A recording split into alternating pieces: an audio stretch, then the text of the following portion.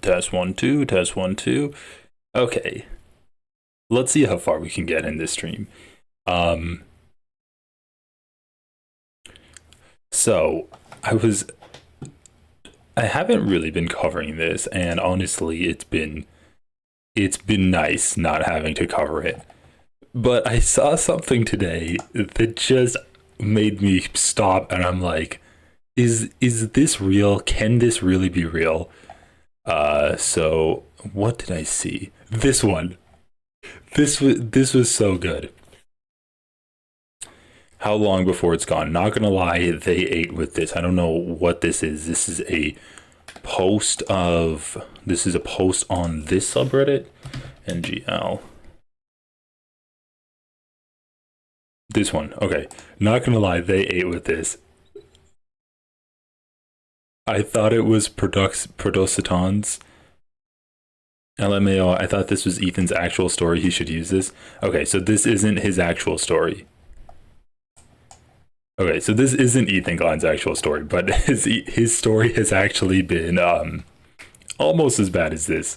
This weekend was exhausting, but I won't be silenced. I'll keep making IG stories about anyone on the internet that doesn't like me, and if I have to, I will sue every single one of them. Y'all are a bunch of online losers, and I'm the legend. So that's a parody of what he's actually been doing. Let's take a look at what his actual Instagram is.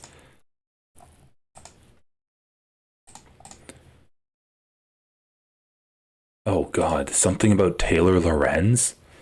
Taylor Lorenz sent this message to Tom. She's the final boss of concern trolling. What a disgusting human being she is.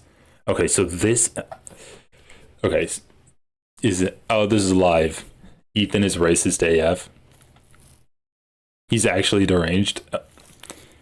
So Taylor Lorenz is a journalist who has done some...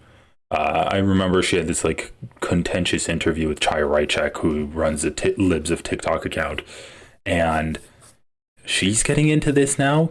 He's aiming his guns at her now. I sincerely hope Ethan gets the help he needs. He is deeply unwell and is lashing out at people who care about him. It's very sad, and it's irresponsible for people in his circle to continue to enable this sort of thing. I know he's in pain, and I genuinely feel awful that he's suffering. He's like some kind of movie villain where it's like, oh, if only he was able to overcome himself and surpass all of these barriers, he can let go of the darkness inside him and then find the light through the power of friendship.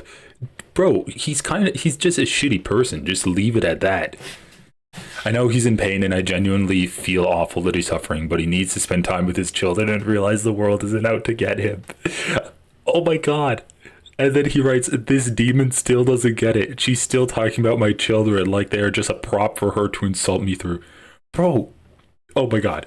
Okay, so she's like, Ethan is spending all of his time being paranoid and thinking that everyone is trying to like make him kill himself. And then he's like, you're a demon insulting my children to try to get to me. No, she wasn't talking about your children for her to insult you through. She's just saying you're like a shitty person and you're becoming obsessive online. This was to Tom. I don't know what the relationship with Tom is, but yeah, she's clearly concerned trolling. Yeah, like point to the flaw in this. And like the only flaw in this is Ethan's like, you say that I'm being paranoid, but actually everyone is out to get me, including you. Like she's not even like criticizing him at all. She's just like, spend more time with your kids and less time worrying about what other people think of you. And he's like, no, I will do the exact opposite of that. Okay, so that's funny. What the fuck? Christ. Depending on how much. Oh, Jesus Christ. Depending on how much. Okay, I think that's self-explanatory. Oh my god, dude. Oh, holy shit, Ethan's actually unhinged. Like, he should have just done this. So this is the thing. He has this toxic like feedback loop with his community where people post on their subreddit. Ethan sees that and then he posts it. And so then, you know, this is encouraging his fans to be as toxic as possible to try to just like feed their favorite lol cow so that they can be entertained. They can feel like they're like personally contributing to this feud, and they actually are personally contributing to it. But Ethan obviously engages with the most outrageous stuff. He obviously engages with the most stuff that's going to cause the most drama. And so that's what people post, because they know that gets the most engagement with their God King, Ethan Klein. So what is this? So now that he's talking about Taylor Lorenz, you have this type of stuff. Hope everyone is enjoying their holiday with family, friends, pets, and their community. Just to make it clear, since Ethan Klein just reached out to ask me, he asked her if she had a Reddit. I don't have a Reddit account and have certainly never posted about him on Reddit. I stay away from Reddit unless I'm reporting on something on there for a story. Hope everyone is having a nice Memorial Day. People are posting this shit. Bro, this is so crazy. He's asking her if she has a Reddit account? What? Why would he do this? Oh, and then this is what Tom Ward says. Oh, this is like the leftovers. I guess this is like the snark subreddit that I'm on. I would rather be tied to a chair, have gasoline poured on me, and be lit on fire than to be given the condescending fake concern talk when they ignore what a piece of shit they are. And instead, why are you continuing a sentence like with a paragraph break? And instead tell you that they're really worried about your mental health and they just think you're in such a bad place in your life. First of all, okay. And bro, it's actually triggering me that he starts every new paragraph with the word and that they are really concerned and just want to see you get help. Ah, that's so nice. Now go fuck yourself, you piece of shit. Okay, so he's saying that if you are a piece of shit, you can't be concerned about other people. That makes sense. Taylor Lorenz was DMing this guy for whatever reason. I have no idea why. And he's like, I don't want to have the condescending fake concern. She wasn't talking about you. Here, this way, common Tom W. Okay, what is the fucking community saying about this? Tom Ward is such a bright light in a dark time. He's literally doing the fucking Jordan Peterson bit where it's like, if you don't have your room in order, you can't try to change the world. That's what he's saying. He's like, if you're a piece of shit, you can't be worried about other people. Almost like Tom, as a father, understands how disgusting people are being to Ethan. He wasn't even talking. Okay. He's like, you can say one thing about how, Ethan's criticism isn't valid. But look at the fucking criticism Ethan's doing. He's posting Hasan sneezing. He's posting a clip of Hasan sneezing. What is happening in this community? Bro, these people are actually brainwashed. There are more stories I missed. Yeah, I think there were. There was a whole bunch. But I think over the weekend, before Gaza rejuvenated Hasan's career, he was telling his Discord he was going to kill himself. Because his IRL stream only got 12,000 live viewers. Bro, this is insane. Ethan's actually going with the, Hasan was going to Hasan was actually suicidal. Okay. Yeah, I don't think Hasan said I'm going to kill myself because he only got 12,000 live viewers. What the fuck, dude? This is the first time. Bro, Ethan's actually like fucking jerking off to images of Hasan having bodily fluids come out of him and then posting it onto his main account. He's horny posting on main. As someone with a personality disorder, I can confirm that he demonstrates the 5 qualifications to meet BPD diagnosis. It's not off to want him to get help. Yeah. This is the first time senior Sarah Milgram has felt unsafe at school. What? Late night finds, but it's Sarah Milgram's 2017 interview. Late night finds, but it's Sarah. Okay, about anti-Semitism before she was murdered by that same hatred in 2025. Do you think Hasan and iDubbbz would have accused her of lying/exaggerating in 2017? I don't know what she was saying that. Yeah, I felt scared about anti-Semitism because there was a swastika written on a boulder. I worry about going to my synagogue and not have to worry about safety at school, and that shouldn't be a thing. It's so ignorant that you would bring out a symbol like that brings so much pain to a lot of people. I hope that they learn their lesson. I hope they learn to be more tolerant people and nicer people. Lexi Sue. I mean, I also don't like the idea that like a swastika just represents anti-Semitism. Like it's literally fascism and bigotry against every single minority group. You are kind of like, in a sense, whitewashing the Nazis if you say that just the Nazis were just anti-Semitic. I mean, I don't know the context there. I don't know if she went to a Jewish school and it was like, It's the first time senior Sarah Milgram there was like slogans saying like F the Jews or something like that. You know, I worry about going to my Mission synagogue East. and not have to worry about safety at school, and that shouldn't be a thing. East loves Nazi. 1 LOL. Fuck the Fancers? Oh, Luck the Fancers? Luck the Fancers. Okay. Hasan when he loses in a video game. Bro, Ethan's actually just gotten, like, I know I've said this before, but I don't think you can get any lower than this, where you're just pouring through literal years of footage of Hasan and finding just any single thing that you can criticize him for. Wow, he had an overreaction to losing at a video game. What streamer has not ever had an overreaction to something to try to entertain his fans? What the fuck? Okay.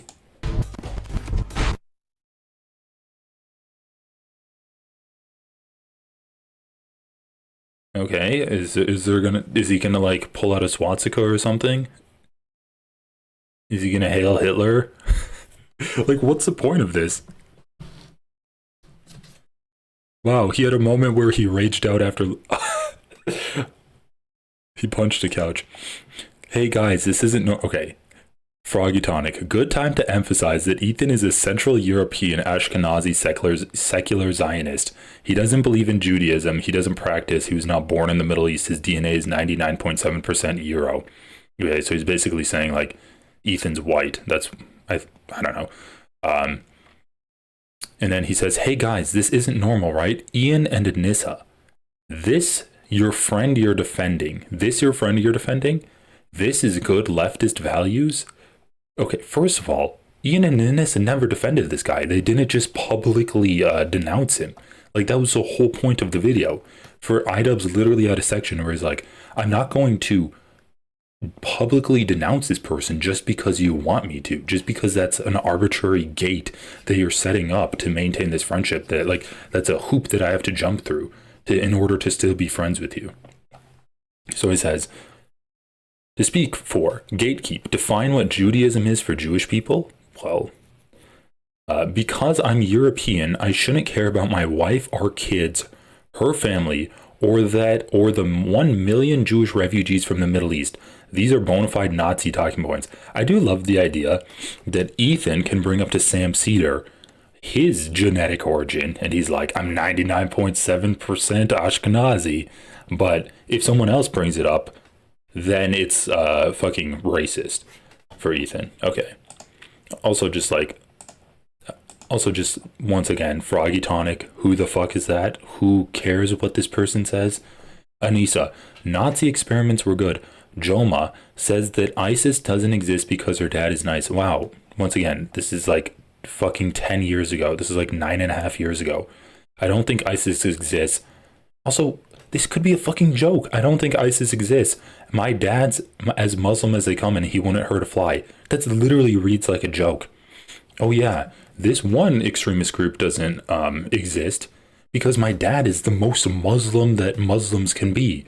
And he's like super nonviolent. He wouldn't even hurt a fly. That reads like a joke that she made 9.5 years ago. And he's bringing this up as what? Proof that she's anti-Semitic? Even if you genuinely don't think ISIS exists, that's just like a lack of information and not an evidence that you're anti-Semitic. What the like, I know I'm gonna keep saying like what the fuck, but what the fuck? Okay, we already read this. I think it's time to start asking Littlefoot the important questions. Hasan, are you wearing a hairpiece? Littlefoot? What? That's his nickname for Hasan now? Oh my god. That's actually hilarious. I saw that we need to go back into the archives now. The fucking he posted about the size of Hasan's feet. I totally forgot about that, but that brought it back. Bro's just unhinged. He's such a crazy motherfucker. Where did he post about Hasan's feet? That was so funny.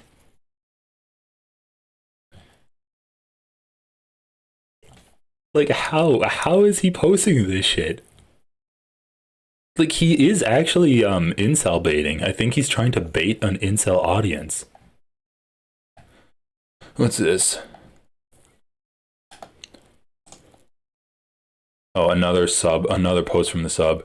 This is the person who made fun of Teddy Fresh for pastel colors and pedo vibes. Projection at its finest. So now they're saying that, like, that girl's like has the vibes of a pedophile. Where's Hasan's feet? What's this one? Oh yeah. Hasan said, "I'm going to kill myself" in his Discord. That must mean that he, like, that must mean that he's sincerely wanted to kill himself because his views were falling off a cliff. Where's the fuck? Show me the feet. Show me the fucking feet.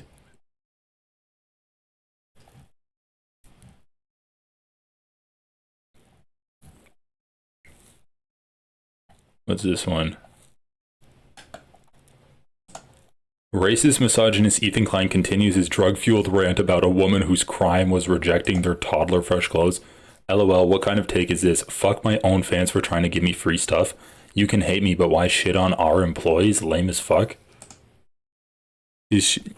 Hey Molly, congratulations, 1 month member. Is she for real? She's a waiting room because she doesn't have kids? Okay, I honestly don't even give a fuck about this.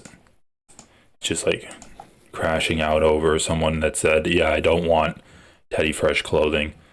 Yeah, I'm gonna have to, like, scroll a long time to find this. I just don't even know what it would be called. Maybe I saved it.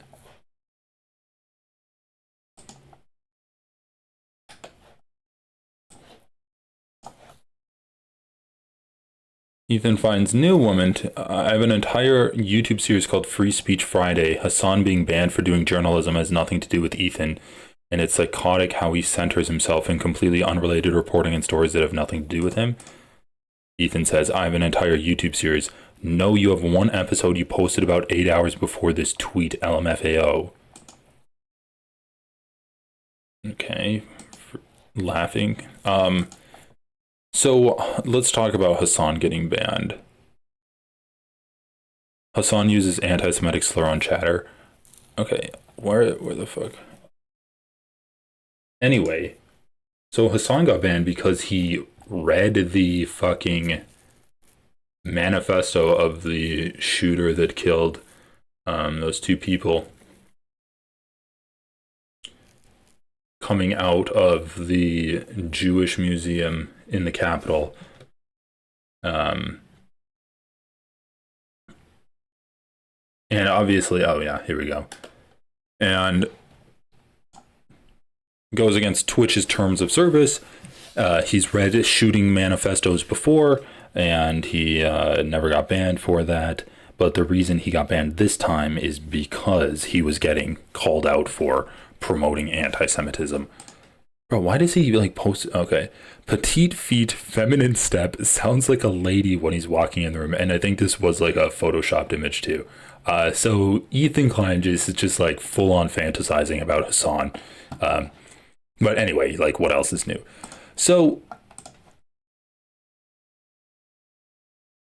yeah, Hasan got banned, and this is just like the inevitable when we're talking about freedom of speech.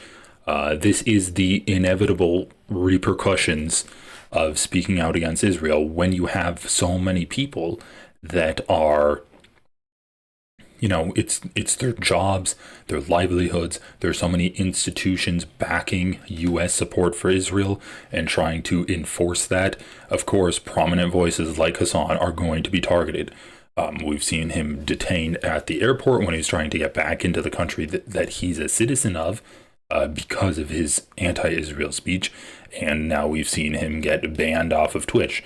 Even though it was only for a day, that's still a direct consequence of him speaking out positively in favor of Palestine. And so this is just like a repercussion. This is an example of when you criticize Israel, then you get punished for that criticism. And it's an example of like institutions backing Israel. So obviously Hasan's read shooting manifestos before. If you are being critical of it, if you are examining it critically and obviously like not agreeing with what it says, then I think that's totally fine. Like you shouldn't be encouraging violence on platforms like Twitch or YouTube. But I think it is just being a good journalist to read, to try to explain like the reasons behind certain actions, and reading the manifesto is one of those reasonings behind that. Okay, so yeah, Hasan got banned for a day. Everyone's celebrating that because they want to try to pin this on Hasan. And I don't think Twitch banning Hasan is a good thing. They've already not been selective with they've already been not enforcing that rule. The only reason they are enforcing it now is because of the increased pressure. But I think that because they banned Hasan, that is giving more credence to the idea that Hasan did cause that violence. And I think that this is just going to be the beginning. I don't think Hasan's going to really last too much longer on Twitch. Okay, what I want to do is there's a few things that I need to catch up on this podcast, some crazy shit. So we're just going to start from the 7 days ago stream, and I'm going to react to some of these things. So, well, let's see, what do we got? Ethan's new favorite IG account, Ethan's back and forth with Anissa, don't really give a fuck about that. More about the Anissa situation, a message to Denims. Joe Rogan is now Christian. Noah Samson's fundraising stream. Okay, we'll watch a little bit of this. Shout out to Noah Samson. Oh yeah, Joe Rogan is turning fundamentalist Christian. Anyway, big shout out to Noah Samson doing an awesome fundraising stream on his channel for Palestine. Yeah, responding to the retraction letter. And Jordan Peterson later. Yeah, maybe. I think reacting to that is gonna like get my stream taken down, so maybe I'll just like do that in a standalone video. What do you think he was getting at here? That you're an alien? Was he trying to say that? Oh my god, it's just so insufferable listening to him talk. To make it clear, it wouldn't have like they just do so much stupid fucking hateful shit. Chicken legs? You're like, Eat for breakfast. And it's interspersed with so much bullshit. The rest of the week. Noah had his big charity stream, raised a bunch of money, which is great. Doing the Al-Aqsa flood thing while also Hasan and finally came out of the closet as a friend to Bad Empanada. He really outdid himself here, guys. And here they are talking about this is Noah's stream? Mm-hmm. Yes, the guy who's a tiny little. Okay, well maybe I'll watch it then. In the cat window. Yeah. I'm not sure exactly because I was live at the same time, but I think one of the sub goals was face off between these two, Hasan and Bad Empanada, because people are wanting so they're being featured. Okay, all right, fair enough. Honestly, so are they debating or are they chilling it up? They're laughing about how Bad Empanada threatened to kill Ela in a video game. Oh, okay. Yeah, they're chilling. like doing the doing the Al-Aqsa flood thing while also like looking for Ethan Klein by name specifically. You have to understand. That didn't happen. That didn't happen. I never mentioned her name. Okay. Let me explain what happened there. Okay. So Ethan he misconstrued a clip where I was in that game, and the AI in that game is extreme. It's either just own your shit, bro. Yeah, I mean he should just own it. Like be that badass cool. But am I wrong in that it was that not a call out? I mean, I don't think he like mentioned Ethan Klein by name. He definitely said he wanted to shoot Ethan Klein by name. So, like you could talk about that, but yeah, Ethan always has to play the you went after my wife card. Yeah, I believe it was. I believe he was saying this is why people think you're insane. Like, Wait, what I miss? Hasan, like he's bringing it up, and Bad Empanada starts talking. Bro, what the fuck? How is Ethan so fucking stupid? They literally like played the 30 seconds of that context, and then he doesn't even understand what they're talking about. Over him, but he was, when he said, "Oh, that didn't happen," he's like, "Well, implied." Oh, dude, half of this fucking show is the crew explaining context to Ethan that Ethan just watched and was not able to pick up. Like a sponge is more able to pick stuff up than Ethan Klein. Oh, then we're agreeing. That's what I was saying. Yeah. Okay. But like doing the. So, the context of this is him telling him why. Oh my God. To begin with, right? Listen, you could get on a call with Charles Manson and politely explain to him why people think he's crazy, but at the end of the day, you're still young. That'd be an interesting call. Well, let's see. I haven't seen the rest of it. I was just A bunch of Ethan Kleins on an Ozempic binge. By name specifically, you have to understand. No, that didn't happen. That didn't happen. I never mentioned her name. Secretary. Let me explain what happened there, okay? So Ethan he misconstrued a clip where I was in that game, and the AI in that game is extremely. It's either the AI is very good or it's very bad, and by that I mean I don't know if the designer. Bro, like I feel like I halfway feel like Bad Empanada is just 100% trolling here. He's like, oh yeah, the AI is either very good or very bad. That's why I'm like the very bad AI is secretaries. Not like, dude, come on. You said you wanted to shoot secretaries, but intended for the opponents. He is a troller. So like my first experience in that game is like I walk up to two Israeli soldiers right next to them and they don't react. You're such a liar, bro. He's such a pussy. Yeah, he's such a pussy. Stand on it, dude. He literally Just starts stand by on being it. like, just stand on your shit. If you want to be this badass fucking cool. Bro, I love how they call this man a pussy, and yet they're scared to death of actually talking to the person. Like, come on, it's not like you're not platforming him. Everyone in your audience knows who Bad Empanada is. He's the boogeyman. He's the untouchable guy living in Argentina where you can't sue. He's untouchable. You can't bring him down legally, Ethan. Bring him onto your show and you can dominate him in the marketplace of ideas. It's not like you're going to be platforming him. People are going to, unless you're afraid of your audience actually hearing his ideas, and you only show them the clips that make him look unhinged. You only put a picture of his face and then say he looks like a terrorist, right? If you're not afraid of actually hearing his ideas, but he's such a coward, why don't you talk to him? Well, he wants to call into your show. He's had an open offer to do that for months now. You've refused to do that. But no, he's a coward. He's a pussy. Terrorist lover. Just be that. Don't be a baby. Don't act like you're fucking misconstrued. Be cool like that, bro. Just actually, who's killing terrorists in that game? So, literally the opposite of loving terrorists. He was killing them in that game. Just be that. Don't be a baby. Don't act like you're fucking misconstrued. Be cool like that, bro. Just say you want to kill Ethan Klein. You know? That being said, he starts it off by being like, I'm dedicating this video game where you also, bro, how the fuck do you say like Bad Empanada is a terrorist lover when you're literally married to a terrorist? You said in the debate with Hasan, my wife is a terrorist. You said those words. You can't, like, there's no going back from that. You said my wife is a terrorist, and now you're still calling Bad Empanada a terrorist lover? Like, are you accusing him of pining after your wife? Like, bro, if he makes a joke about killing your wife, that's the definition of not being a terrorist lover. That's the opposite. That's like a terrorist hater. Oh, Jesus Christ. He just has like no moral system at all. But it's just Bad Empanada bad. Bad Empanada looks like a terrorist. He's a terrorist lover. Kill Israelis. It's literally just racist. Ethan Klein, forgetting the word Zion. You know? That being said, he starts it off by being like, I'm dedicating this video game where you play as Hamas and kill Israelis to Ethan Klein, forgetting the word Zionist banned on Twitch. And then he's walking around some kind of structure. Show the clip. If you had this clip queued up, you could have had the other clip pulled up too. You knew that you were going to play this clip of him talking about the video game.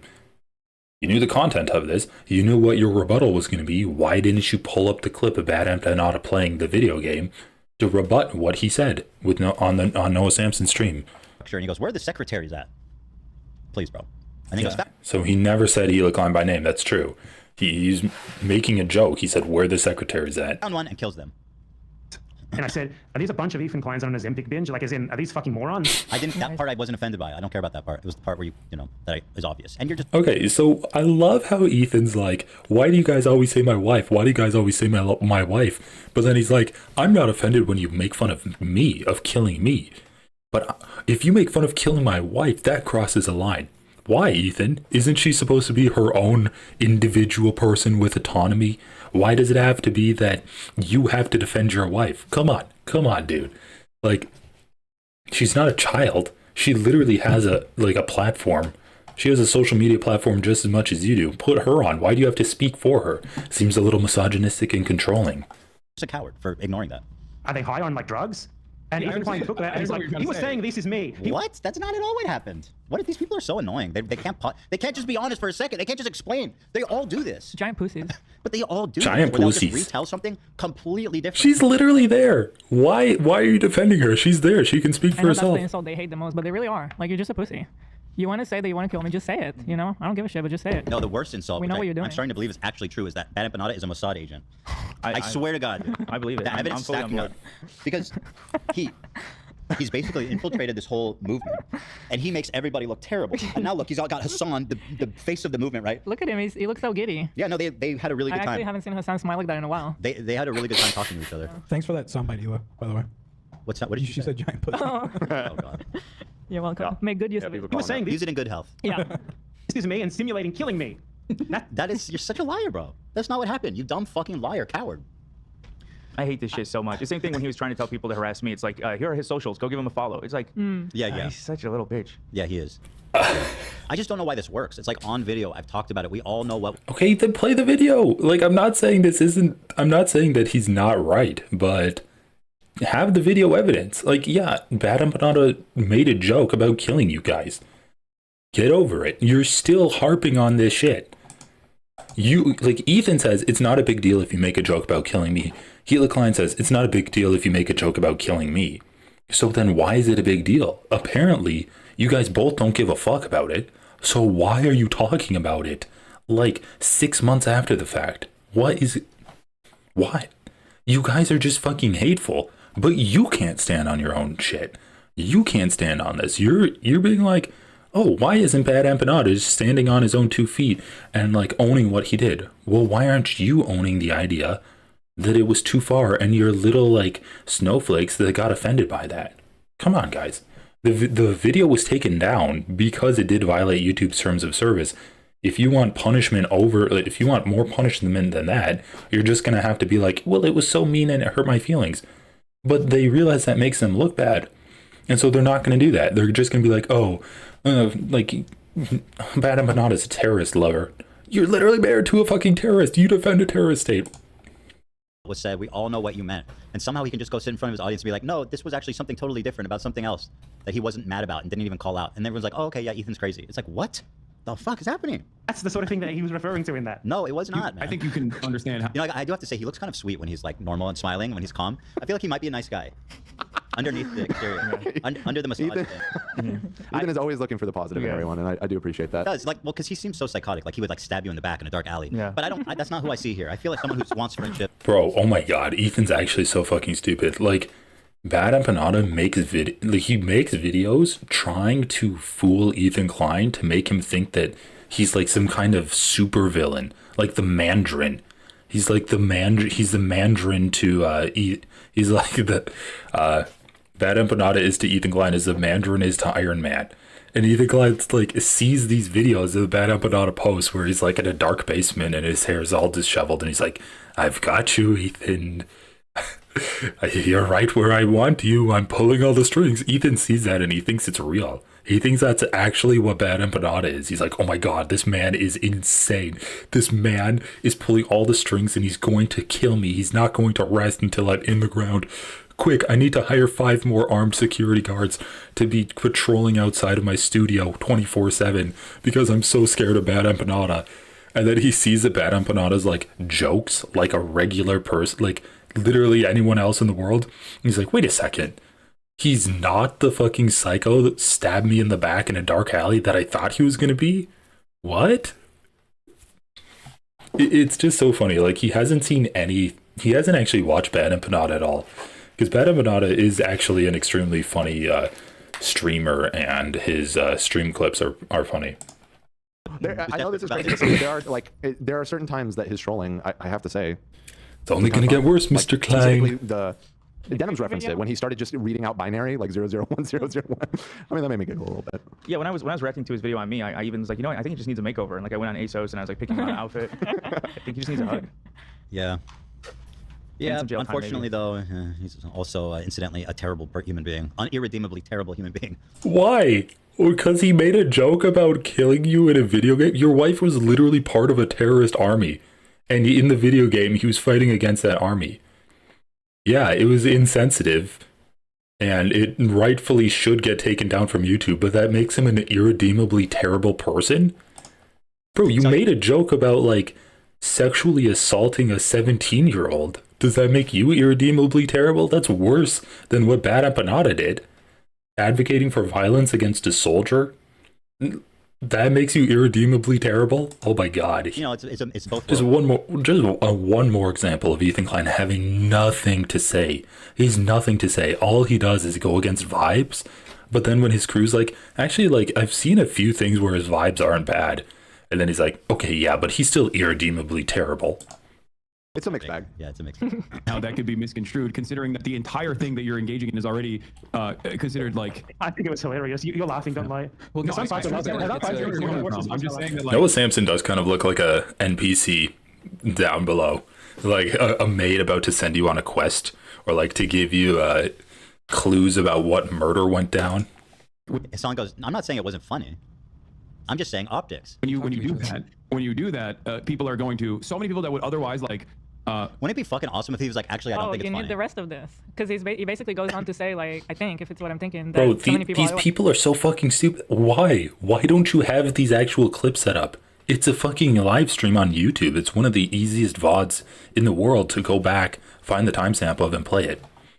They can't even do that. They have to go onto the fucking live stream fails, or look onto their Reddit and find these clips at their own Reddit. They can't even fucking look up the clips themselves. They have to look at the clips that the Redditors feed them. guys would love your content, basically, if you didn't go so unhinged. We have the whole stream. There's a lot of interesting moments in there. Well, it's actually still live right now, so that's why there's not as many clips. He's still live? Yeah. Oh. How much he raise?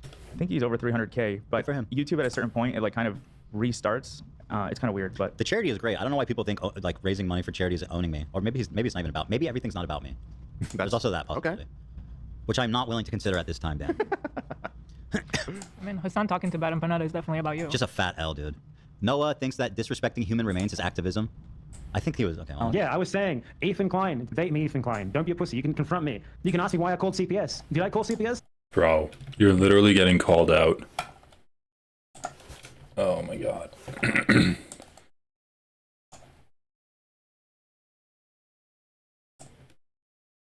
You're calling him a pussy and he's asking you, like, I love it when people lose to videos that they're watching.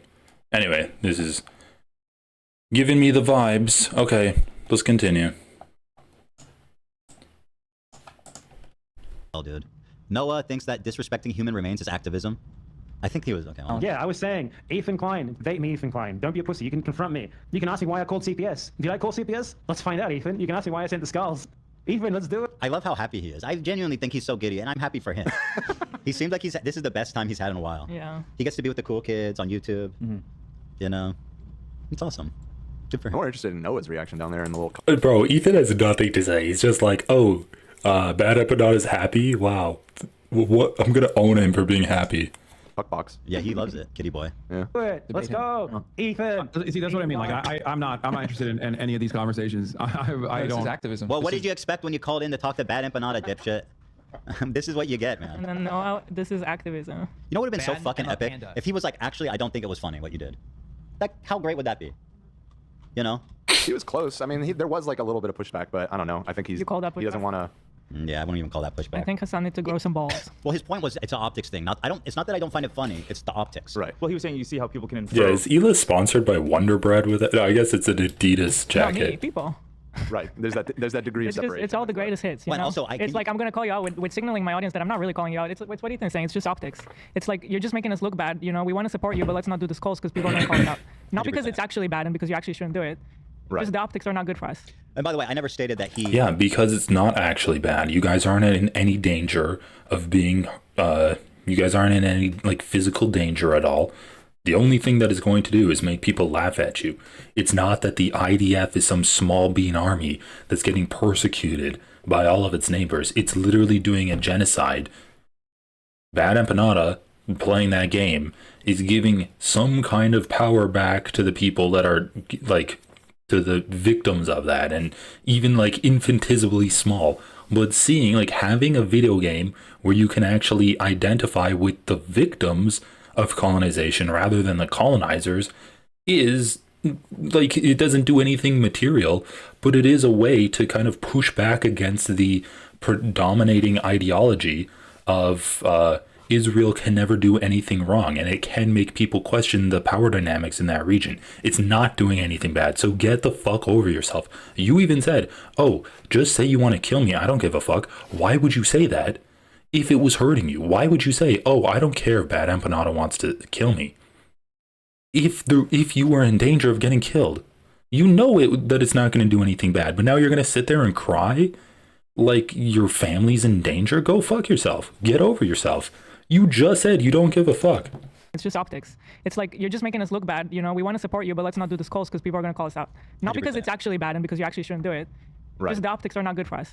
And by the way, I never stated that he sent the skulls or that he called TV. I said I suspected he might have sent the skulls because it's kind of, that sounds like something he did. Because you're an idiot, dude. It doesn't really matter either way. Because you're actually stupid. Let's hear activism, boy. Because you watched a video of Bad Empanada being like, I pull all the strings, Mr. Klein. I'm coming for you, Mr. Klein. And you actually got a shiver up your spine and thought that he was some kind of supervillain like the Mandarin. And you're Iron Man. Dude, you're a moron. That's why you suspected even for a second that you thought Bad Empanada could have sent the skulls. Why would he do that? To farm content off of you? You're already a fucking lol cow, dude. He's milking you dry every single day. Revolution. That's what I mean. Let me go back. We missed the line. And any of these conversations. Dude. Okay, what are the odds that he makes a comment about Bad Empanada's facial appearance here? He's gonna be like, oh man, you looked so crazy. And he's actually scared. This is activism. This is revolution. That's what I mean. You know what would be a revolution? I don't really... If Noah managed to find some personality. Ooh, that would be a fun. Bro, Ela, you say that? You're saying Noah needs to find... Ela says Noah Samson needs to find personality. Okay.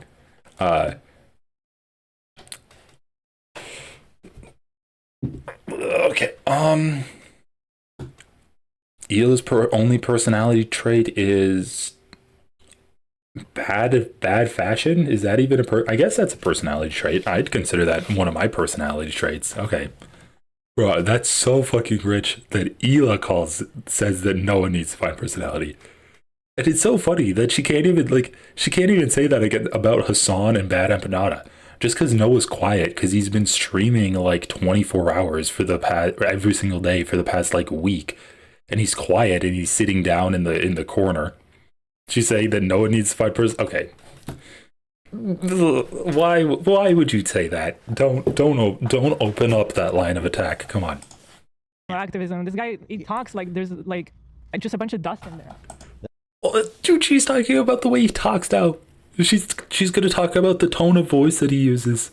She's gonna talk about like the airiness that Noah Samson talks with, and kind of how he's like lackadaisical and relaxed in his speech patterns. Ela's gonna say that Noah Samson needs personality and that he needs to have a more engaging way of speaking.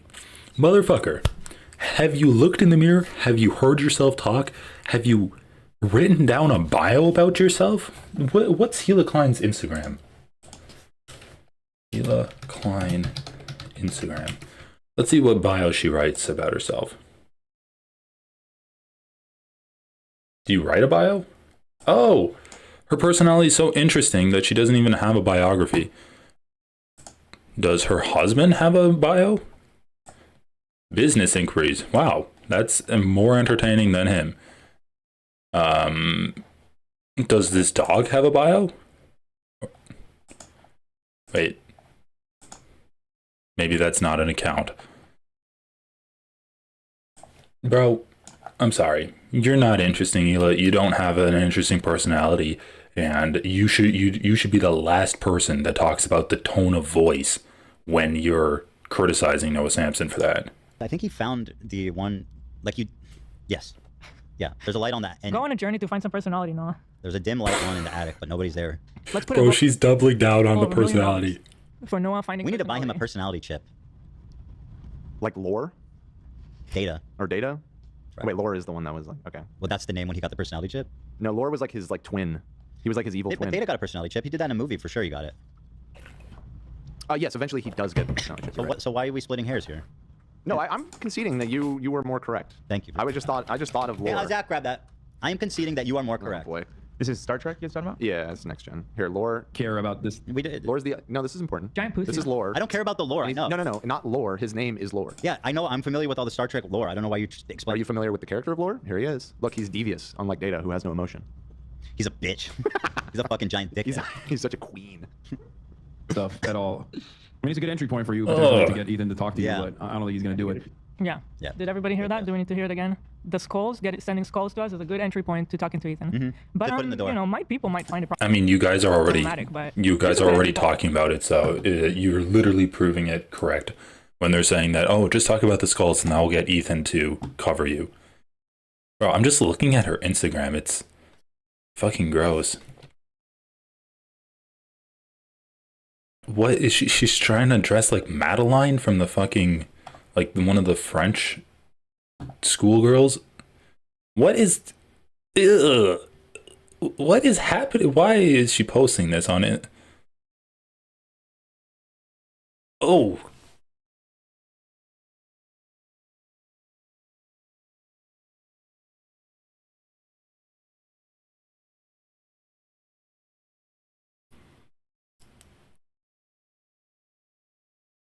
Is there audio?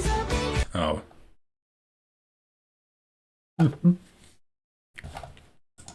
Guys, you want personality?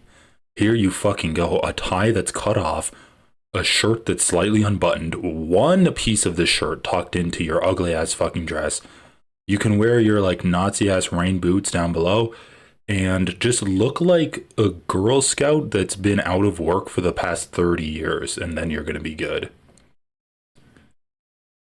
What? These comments look like AI. You did it. Congrats. Mission success. Oh, Gila, I simply adore you. Okay, I'm not going to subject you anymore to that, but that's a personality that Gila desperately wishes Noah Samson could have. Even just a drop of that personality and his channel would take off. Yeah. By the way, I would say that I will never It's much have. better than an email. I would say that I would never have Ben Empanada on my stream, but the last time somebody said that, they did end up She having wishes she was Madeline. times about a year later, so I'll just refrain. Hasan jokes about turning. Bro, like people wanted to say that Ethan Klein is like a IDF appointed wife for Ethan, but honestly, these two deserve each other. Like they're both just fucking shitty, spiteful people. So I believe in true love, and I think these were a match made in Tel Aviv. The son of a. Oh God. Ethan, another correction. I need to make a retraction. I said that you were right because I'm being reminded by the Star Trek people in the chat. Who gives a fuck? Who gives a fuck? Let me define. Oh shit, round two. Here we go. Here we go. All over. Yeah, they don't even know what janissary means. You were going to talk about the. I don't know what janissary means, but I'm getting ready to be outraged over it. That may have been done when they were kids, but no, the janissaries were like a type of warrior. They were like the elite infantry of the Ottoman Empire. That was a body positive. I wasn't making fun of her body crotchy. I was making fun of her fashion choices. Sick. Hold on. There's some kind of context missing here. Let me ask ChatGPT. Okay. Oh my god, dude. You can't even ask ChatGPT and get an accurate depiction of what the day is. Why is he asking? Dude, Ethan's so fucking dumb. Why am I covering him? Oh yeah, let me ask. Just look it up on Wikipedia. Drew Pavlov's son is going to be the janissary, not mine. No, he's a terrible janissary. Well, I think he would make for a horrible janissary. I would never allow him to be. We would need to get to him very early before Drew just destroys his mind. Yeah. So they're talking about this guy Drew Pavlo, and they're talking about his actual child. This is a guy they just don't like on Twitter. I see. So they're calling they're laughing about his child is edgy. Yeah. Pretty gross. Who gives a fuck? Moving right along here, guys. We're getting close. Why are people saying Dan was wrong? What was I wrong about? I was right. The janissaries. Yeah, because there's people still being pressed into Janissary service today, and Drew Pavlov's child has like a real chance of that happening. And even if he doesn't, the atmosphere of contributing to getting put into Janissary service, the fact that they're contributing to that atmosphere is a huge detriment to society. Yeah, how is that gross, Ethan? Explain it. Being slaves. Oh, I didn't mean to say that they weren't slaves. Yeah, it sounded like you were. Oh no, it was the child part. Oh. That. Well, because Ethan initially defined it as like children that are used as slaves, and I guess they were taken as children and raised. Yeah. It's just when I hear Janissary, I think of the adult ones because that's what they're most famous for. They're still the children that were kidnapped. Right. Conceding that you were more. No, Zach. And I mean, listen, I've watched Game of Thrones. I know that those slave kids make great warriors. What was the Unsullied? Unsullied? Yeah. Did you cut their balls off? ChatGPT in Game of Thrones. Research by Ethan Klein. He should teach a college course about doing political research. Does anyone want to guess how long it takes him to mention me? Well, he got Elliot because Bro, the fucking richness of Ethan Klein sitting here doing an entire episode about people he has beef with, and then playing a clip of Hasan, playing a speech of Hasan, and being like, "Wow, he's so obsessed with me." Okay, bro, you just played like 4 or 5 clips of him and reacted to him on your stream, and now Hasan mentions you once as like an offhanded remark in a speech that he gave, and you're going to use that as evidence that he's obsessed with you. You've just sat here for the last 15 minutes fuming because you can't actually criticize Hasan for anything. And then you're just like, wow, he made an edgy joke here. That's so uncalled for. And then you're like, he's on with Bad Empanada, and Bad Empanada has done other stuff that I just made up that he did. But like, I don't like his vibes. Or he's on with Noah Samson, and I don't like Noah Samson's vibes. You're just fuming that you can't actually criticize Hasan for anything. And then you're just going to be like, wow, and then he mentioned me once in a speech that he gave. That's so fucking... He's so obsessed with me. He loves me. He got prompted by this. Whether or not it draws criticism, and even when it's taxing, like debating Ethan Klein for 4 hours. Yes. Originally from Istanbul. Hasan didn't even mention Ethan? It was the person introducing Hasan? Piper began his career after college at the Young Turks, where he created the segment The Breakdown for the TYT network. He's been profiled by the New York Times, which noted his combined 4.5 million followers across YouTube and Twitch. He rose to prominence during the pandemic and gained further attention for his... He's called Nasrallah a great guy, based. He said that the Houthis deserve a Nobel Peace Prize. He said that Nelson Mandela would have kidnapped the 15 Filipino sailors. I don't have an issue with them, let's just say. Yeah. I mean, he's laughing at that, but Nelson Mandela was in charge of creating the military wing of the ANC, which did kill like hundreds of civilians. So he's laughing about the idea that Nelson Mandela would like do an embargo on an ethno-state. Nelson Mandela would definitely have supported the embargo on Israel. Anne Frank one. Oh yeah, and that this Houthi pirate kid is Anne Frank. No, and Anne Frank died before she could. Yeah, poor Anne Frank. She never got the chance to bear arms against her oppressors. 2024 election cycle. Bro, what the fuck? This is so disgusting. He's like, I'm happy. Like, what is your position here? You're happy Anne Frank died innocent? You're happy she died before she was able to like actually resist against the Nazis? Like, dude, this is why I think Ethan Klein has some kind of weird fucking fetish for like young women. He's like literally fetishizing the innocence of Anne Frank and idealizing her in a way that if she had resisted against the Nazis, that would have tarnished her in his eyes. It's so fucking gross. You're gonna make a joke. Does he realize that Jewish people did resist against the Nazis? Did he realize that Jewish people like did fucking kill Nazis to try to resist against them, to try to have some kind of semblance of their own self-determination, take back some kind of control in their lives? There were Jewish people that took up arms against Nazi Germany. But now he's made it into a joke where Anne Frank died before she could take up arms. And like, so Hasan doesn't not support Anne Frank because she wasn't able to take up arms. Hasan supports her either way. He's just saying if she violently resists against Nazi Germany, that wouldn't change my support for her. And Ethan Klein scoffs at that. So what is the conclusion? His conclusion is, no, I fucking support the Nazis. You can't resist against the Nazis violently. So since he's taken the position you can't violently resist Israel, he has now taken the position that you can't violently resist Nazism, which is such a fucking crazy thing to do. Like, World War II was a violent resistance of Nazism. But he just can't bring himself to do that, because if he says, no, if Anne Frank, I would support her if she resisted the Nazis and took up arms against them, then he would be forced to say, I also support people violently resisting Israel. But he doesn't believe in that. He thinks that that's like anti-Semitic if you violently resist Israel. So this is the position that he's left at. In an ever-evolving media environment. Hasan will be in conversation today with Estad Herndon, national... Okay, this is taking too long. Let me just open this one. Wow. By the way, the media is so fucking cooked that the way that they bring this guy on, this guy apparently works for the New York Times. Like, what a shame that they, and just look at his pants. I mean, listen, this man is sitting there and like, what are you parachuting? Are you gonna jump out of a plane and try to float to safety? There's Like, what are you doing? a problem there with the ratio of like pants. Motherfucker, Gila, stop fucking walking into rakes. You criticized Noah Samson for his lack of personality and his monotone voice, and now you're criticizing Hasan for his fashion choices? Just stop. Stop. You're just like a fucking fly beating your face against a glass window. Just stop hurting yourself. Why is she doing this? She needs look at how you're dressed, girl.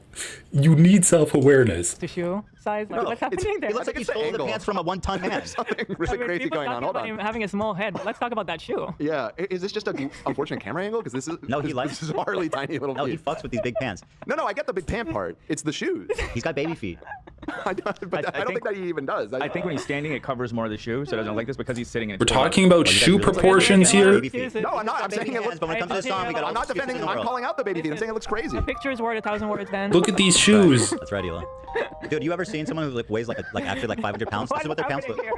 It looks so crazy. But this man actually went to a university in front of scholars, academics, and wore these pants. I mean, it What a looks pretty night. casual. That dude's wearing a 7-Up shirt. It's not. Well, yeah, shame on him too. What the fuck? You work for the, you know. 7-Up shirt. Look at that music. That's the perfect intro music. Okay. You missed As soon as it. there was a He adjusts his feet and I didn't miss it. It It's when he immediately walks. broke the illusion when he twisted his foot. Oh, I didn't see that. No, his fist still looks small. No, it's better I mean, now. it's still it's not okay. It still looks small. It looks like It was the way that it was. I need a able to- gif of just Gila trying on clothes every time she brings shit up like that. They looked really small, like just I little. want to say the Well, guy yeah, that was her Beyblade beret. Her Bowser beret. Bro, actually, like, what the fuck is this outfit? Like, you're criticizing Hasan's shoes. You're wearing a fucking Bowser shell on your head. You look like you're a character in a silent movie with like an oversized clown suit on. Okay, that's it. I'm done. I'm not a fashion expert. You can go to other people if you want advice on that. But I can make fun of people with stupid clothes on. baby feet. He's got a small head, small left feet, and big pants.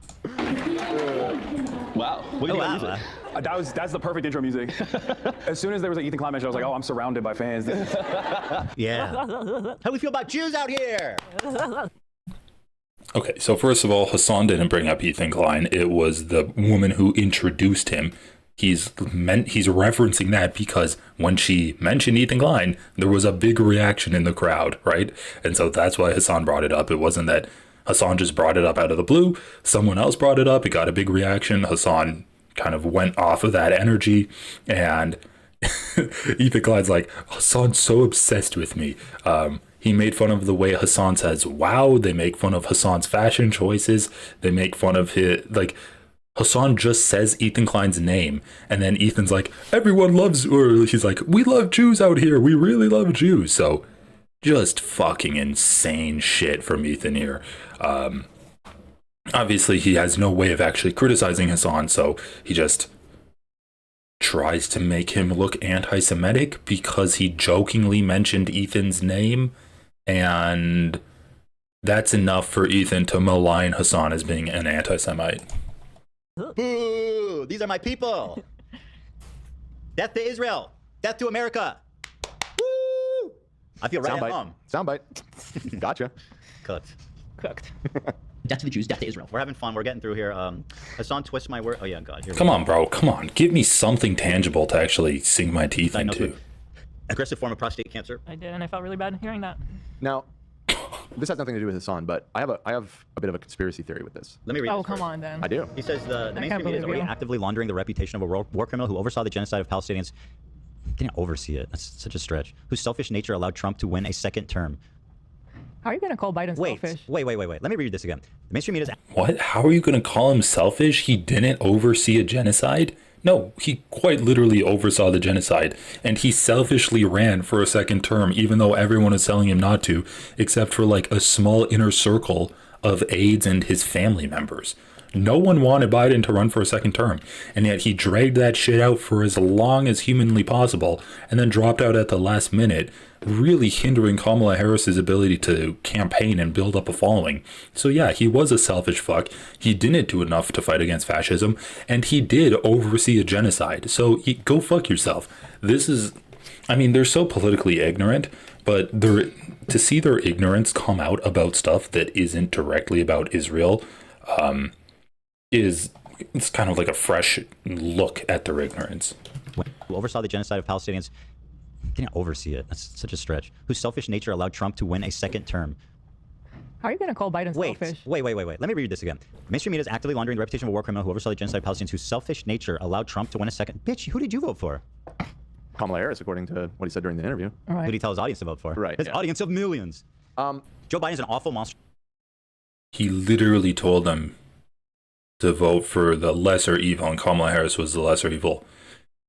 Like, bro, what the... Pretending like Hasan didn't endorse Kamala Harris in every single way but explicitly saying I endorse Kamala Harris is fucking delusional. Like, the entire time, Hasan spends his entire time trying to get Kamala Harris elected. He spends his entire time talking about how shitty the Republicans are, how the country's going to go into a fucking deep hole if Donald Trump gets elected again. And then he talks about the importance of the election. What do you, and then how you shouldn't vote for third party because it doesn't actually do anything. What does he think his fans are going to do? Anyway, this is such a fucking tired talking point. It's so fucking stupid. He literally voted on stream. Prostate cancer doesn't change that. Thanks, man. So go find some actual monsters to be upset about. You know what Keemstar would say in response to Joe this? Biden an awful monster. Yeah, I mean, listen, you can That's so anti-Semitic of Hasan to say. It's so anti-Semitic to call Joe Biden an awful monster. I mean, come on, dude. If this was a Jewish person, they'd be saying it's anti-Semitic. What is this, anti-Catholic? Come on, give me... What, you're just gonna get offended that he called the most powerful man in the world as far back as 6 months ago? They're gonna get offended that he got called an awful monster? Give me a fucking break. Their tears, their waterworks, their crying means nothing. Disagreeing with the way he handled it is fair. This whole report that people are parroting about how he didn't urge them to do a ceasefire is like from a completely irreputable paper, just complete fucking dog shit report that Sam Cedar regurgitated too. Sam Cedar. You can criticize him, but like... Oh no, Sam Cedar. You can't. Dude, you didn't bring it up until Sam Cedar brought it up on your podcast, okay? Like, you're not actually doing a good job of educating your audience. And... you can say that it's disreputable. You can say that there's that it wasn't sourced well, even though, like, he obviously has no evidence that it was disreputable. It was apparently like Joe Biden's aides talking about it.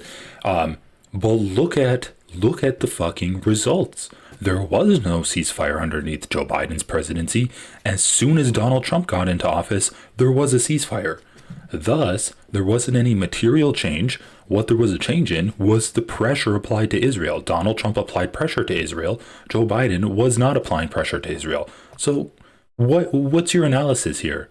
Oh, this report that said this thing is disreputable. Okay, well, the facts of the matter prove this report correct. Like, the idea that Ethan wants to just say that what Israel did was inevitable. It wasn't any one person's fault, right? That's what he wants to say. Because at the end of the day, he does support the genocide of Palestinians. So he wants to say it's inevitable. He wants to say that it's not my fault because I voted for Kamala Harris. It's not Joe Biden's fault because Israel wouldn't have done a ceasefire anyway. It's actually kind of Hamas's fault because Hamas never gave back the hostages. That's what his position wants to be. But he just can't get around the fact that as soon as someone got into office that was going to apply pressure to Israel, a ceasefire occurred. He can't get around the fact that if America cut off weapons to Israel, Israel would have nothing to bomb Gaza with. He can't get around that fact. And he also can't get around the fact that if America was actually like critical of Israel, Israel would have stopped doing what it's doing by now. If they weren't defending it on the global stage, then Israel would have stopped fucking genociding. He can't get around any of these facts, and so he just desperately clings to the idea that all of this happened just by force of nature. It wasn't human construct. The Nazis, that was a human construct. But this is just like the wind blowing. This is the sun rising in the east and setting in the west. It's just as easy as breathing. It's just like, it's human nature of what happened here. Not that these people deliberately chose to take steps towards genocide and chose not to take steps that would have discouraged genocide. But no, it's just that this was inevitable. This was always going to happen. As the sun rises, Israel genocides. Well, he's not the fucking architect of this, you know what I mean? And I mean, this man had lived his life in service to the country. He served the country like his whole life. Yeah, whole life. And by the way, he was always the poorest dude in Congress. This Talk dude, about selfish nature. This dude of all the Mr. people. Hasan. Yeah, exactly. He knows about selflessness. Yeah. Hey, can you stop drinking Diet Coke for a minute? I am so sorry. You do not know how this works. Not only can you stop, can you at least even pretend to stop on stream? That's what I want. Once again, bro, Joe Biden is ideologically a Zionist. He supports the genocide. They're like, oh, well, Joe Biden, like, he was the president of the most powerful country, the president of the country that was funding and diplomatically defending Israel every step along the way of the genocide they were carrying out about the Palestinians. But, like, he's not selfish. If you want to talk about selfish, let's talk about Hasan drinking a Diet Coke. Are you fucking kidding me? This is fucking crazy. Look at how quickly they changed the subject from Joe Biden, who literally created genocide. Genocide Joe. It has a good ring to it. He genocide. He sold the weapons to Israel. He decided to actively defend Israel. It wasn't that he's just sitting back and saying nothing. He's just a bystander. He wasn't just a bystander when someone was doing something bad. He actively defended Israel every step along the way, right? He didn't pressure Israel to do a ceasefire. He didn't even pressure Israel to allow aid into the Gaza Strip. He didn't do any of that shit. Sold weapons to Israel, actively defended Israel from the UN, supported Israel every step along the way, didn't pressure them into doing anything, did Netanyahu's dirty work in laundering Israel's lies, coming out and talking about all of the atrocities on October 7th and how Hamas is a new type of evil. Hamas must be eradicated and destroyed, and Israel has every right to defend itself. That is actively laundering the lies that support this genocide. But we're not going to sit here and say that he's responsible for this at all. In fact, if we want to talk about someone who's selfish and a liar, let's talk about Hasan drinking Diet Coke. These people are fucking jokes. Honestly, they're like just scum. He served the country like his whole life. Yeah. He served the country his whole life. What country are we talking about here? Because he didn't do a good job to America because he allowed Donald Trump to re-win this election, to get reelected again. He didn't actually do a good fucking job of making sure there was election security or passing any laws that would prevent this fucking fascism that we're seeing. He didn't do a good job of that. He didn't encourage his Justice Department to actually go after Trump. And he was so afraid of looking like he was going to be politically motivated against Trump through the Justice Department that he allowed Trump to literally get away with hundreds of crimes. No. He served the country his entire life, so he's above criticism. Life. And by the way, he was always the poorest dude in Congress. Talk about selfish nature. This dude of all the people. Mr. Hasan. Yeah, exactly. He knows about selflessness. Hey, Yeah. can you stop drinking Diet Coke for a minute? I am so sorry. You do not know how this works. Not only can you stop, can you at least even pretend to stop on stream? That's what that one fan asked him. Can you at least pretend? Just put it in a cup, man. Anyway, Joe Biden's an awful monster. Prostate cancer doesn't change that. What would Keemstar say? Can't wait to report your death. You read my mind. I would never say that. Yeah, it's like there's a stunning lack of empathy. What did he say? What's that soundbite? And instead of like, Please pretend. Just put it in a cup, man. Anyway, Joe Biden's an awful monster. Prostate cancer doesn't change that. What would Keemstar say? Can't wait to report your death. You read my mind. Can't wait to report your death? I would never say that. Yeah, it's like there's a stunning lack of empathy upon hearing someone has cancer, and instead of like, I love how Ethan says it's a stunning lack of empathy upon hearing that someone has cancer, when what Hasan is doing is portraying empathy towards Palestinians. Oh, Joe Biden has cancer? Well, that doesn't change the fact that he basically facilitated a genocide. And Ethan's like, wow, you have no empathy at all. No, he quite literally, his empathy towards the Palestinians is what the reason of this post is. You don't have any empathy, because even though you say every 2 months that you care about Palestinians, you quite obviously don't care about them because you haven't talked about anything that they've been experiencing. Oh, man.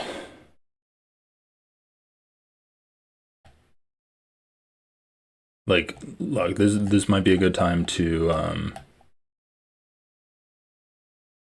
just watch this really quick. This is fucking heartbreaking, dude. And I don't see Ethan Klein bring that shit up on his podcast. Let's go back to sleep, Rahaf. We're so tired. Palestinian girl that was pulled out of Gaza and is a double amputee. And now people are criticizing this woman for having her on her show and humanizing her. This is Miss Rachel, hanging out with her new friend Rahaf.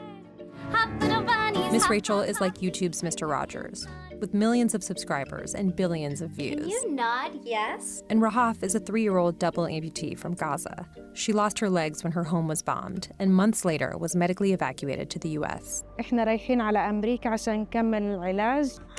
Miss Rachel saw a video of the little girl, now living with her mom and a host family in Missouri, watching her show.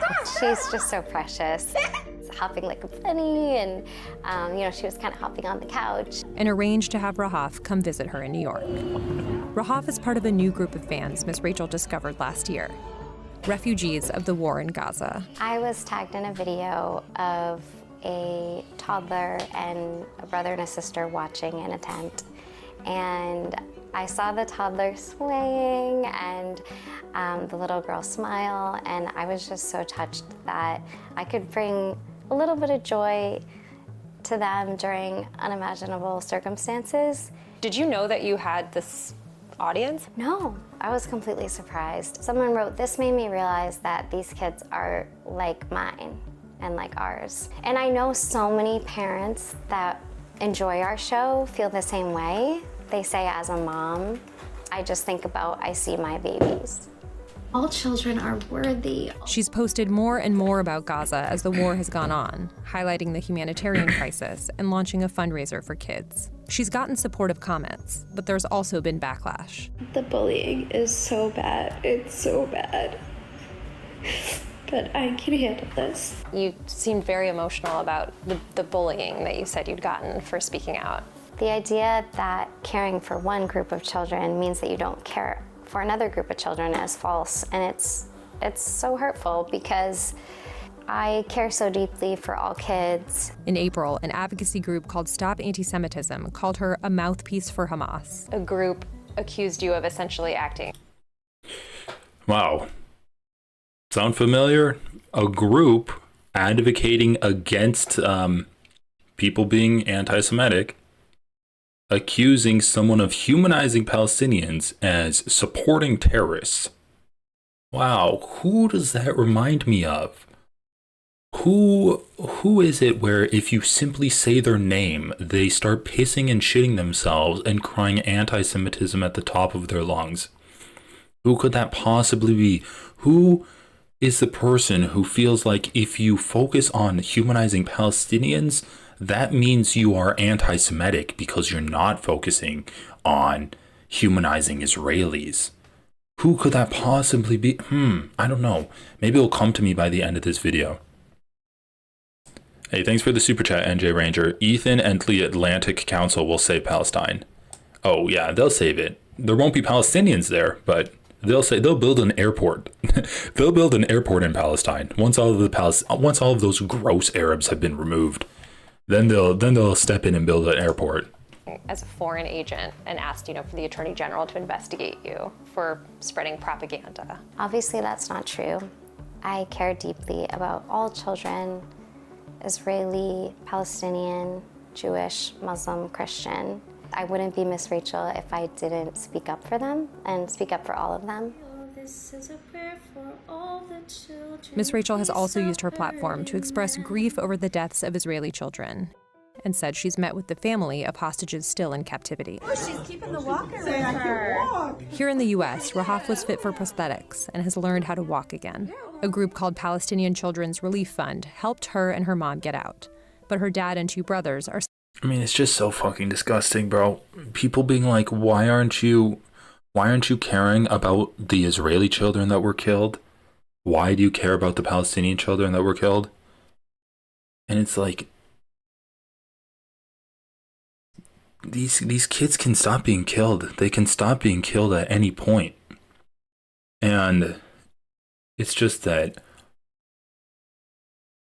the entire world, there was no one that was happy that Israeli citizens were killed on October 7th. Everyone understood that that was an atrocity that happened. Even Frogan, who said that, ew, it's a revolution. She wasn't condoning it. She didn't say that it wasn't violence, that it wasn't an atrocity. But when there's people like Ethan fucking Klein who say that, you know, that was bad, and what this is what's happening now, that's bad too, and they're kind of equal. And actually, like, I don't really care about that because the feelings of Israelis are more important.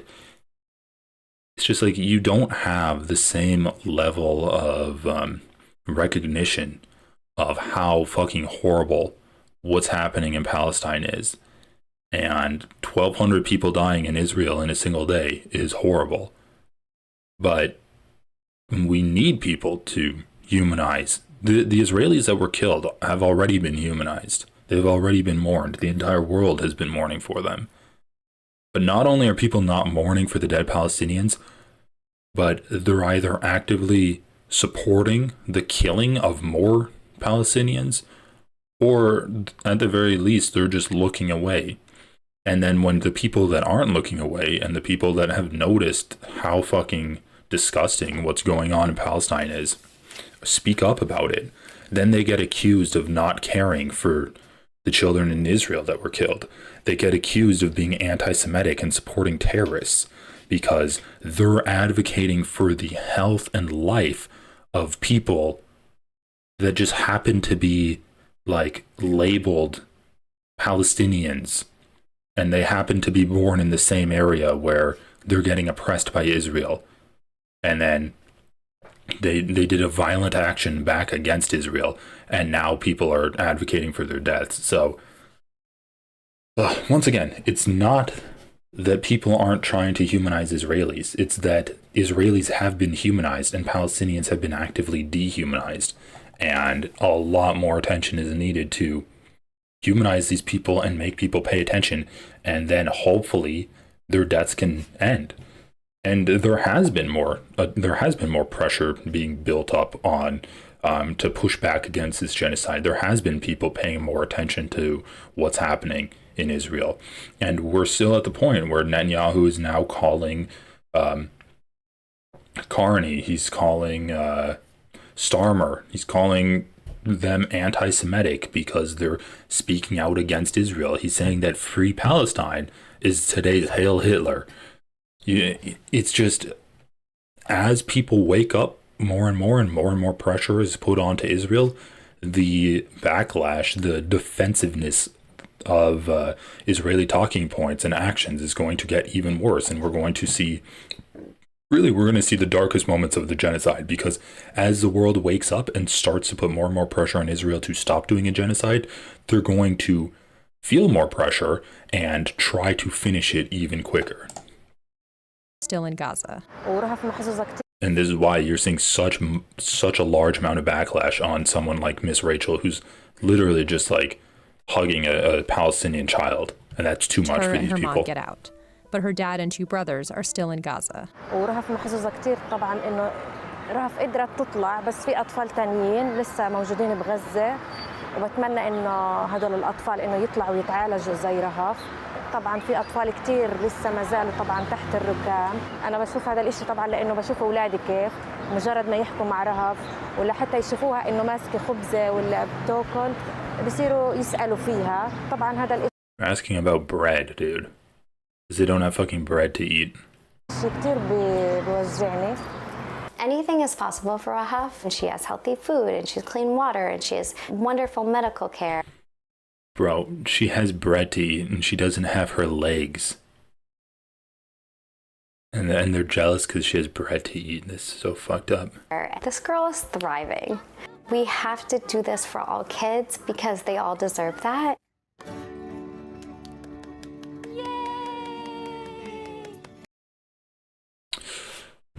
Oh my god, dude.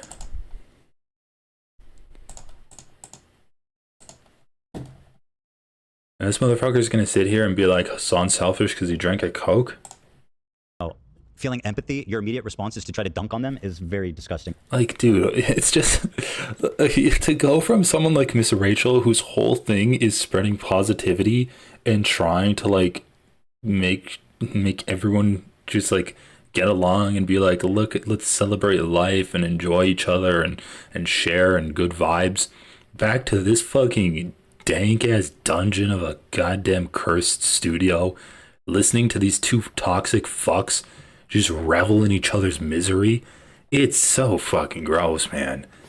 It's such a tone shift.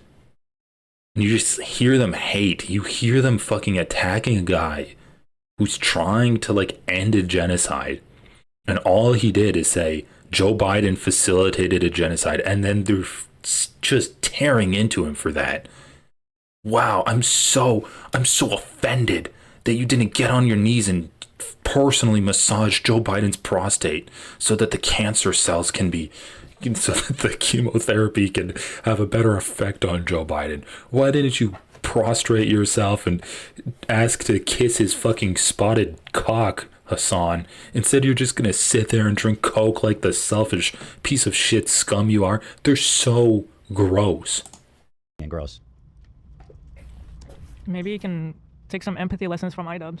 Well, I think that might be the problem. All right, so that's it, Dan. Nice. Oh, you want to hear my theory, though? Yes. I'm conceding that you were more... Don't give a fuck about Dan.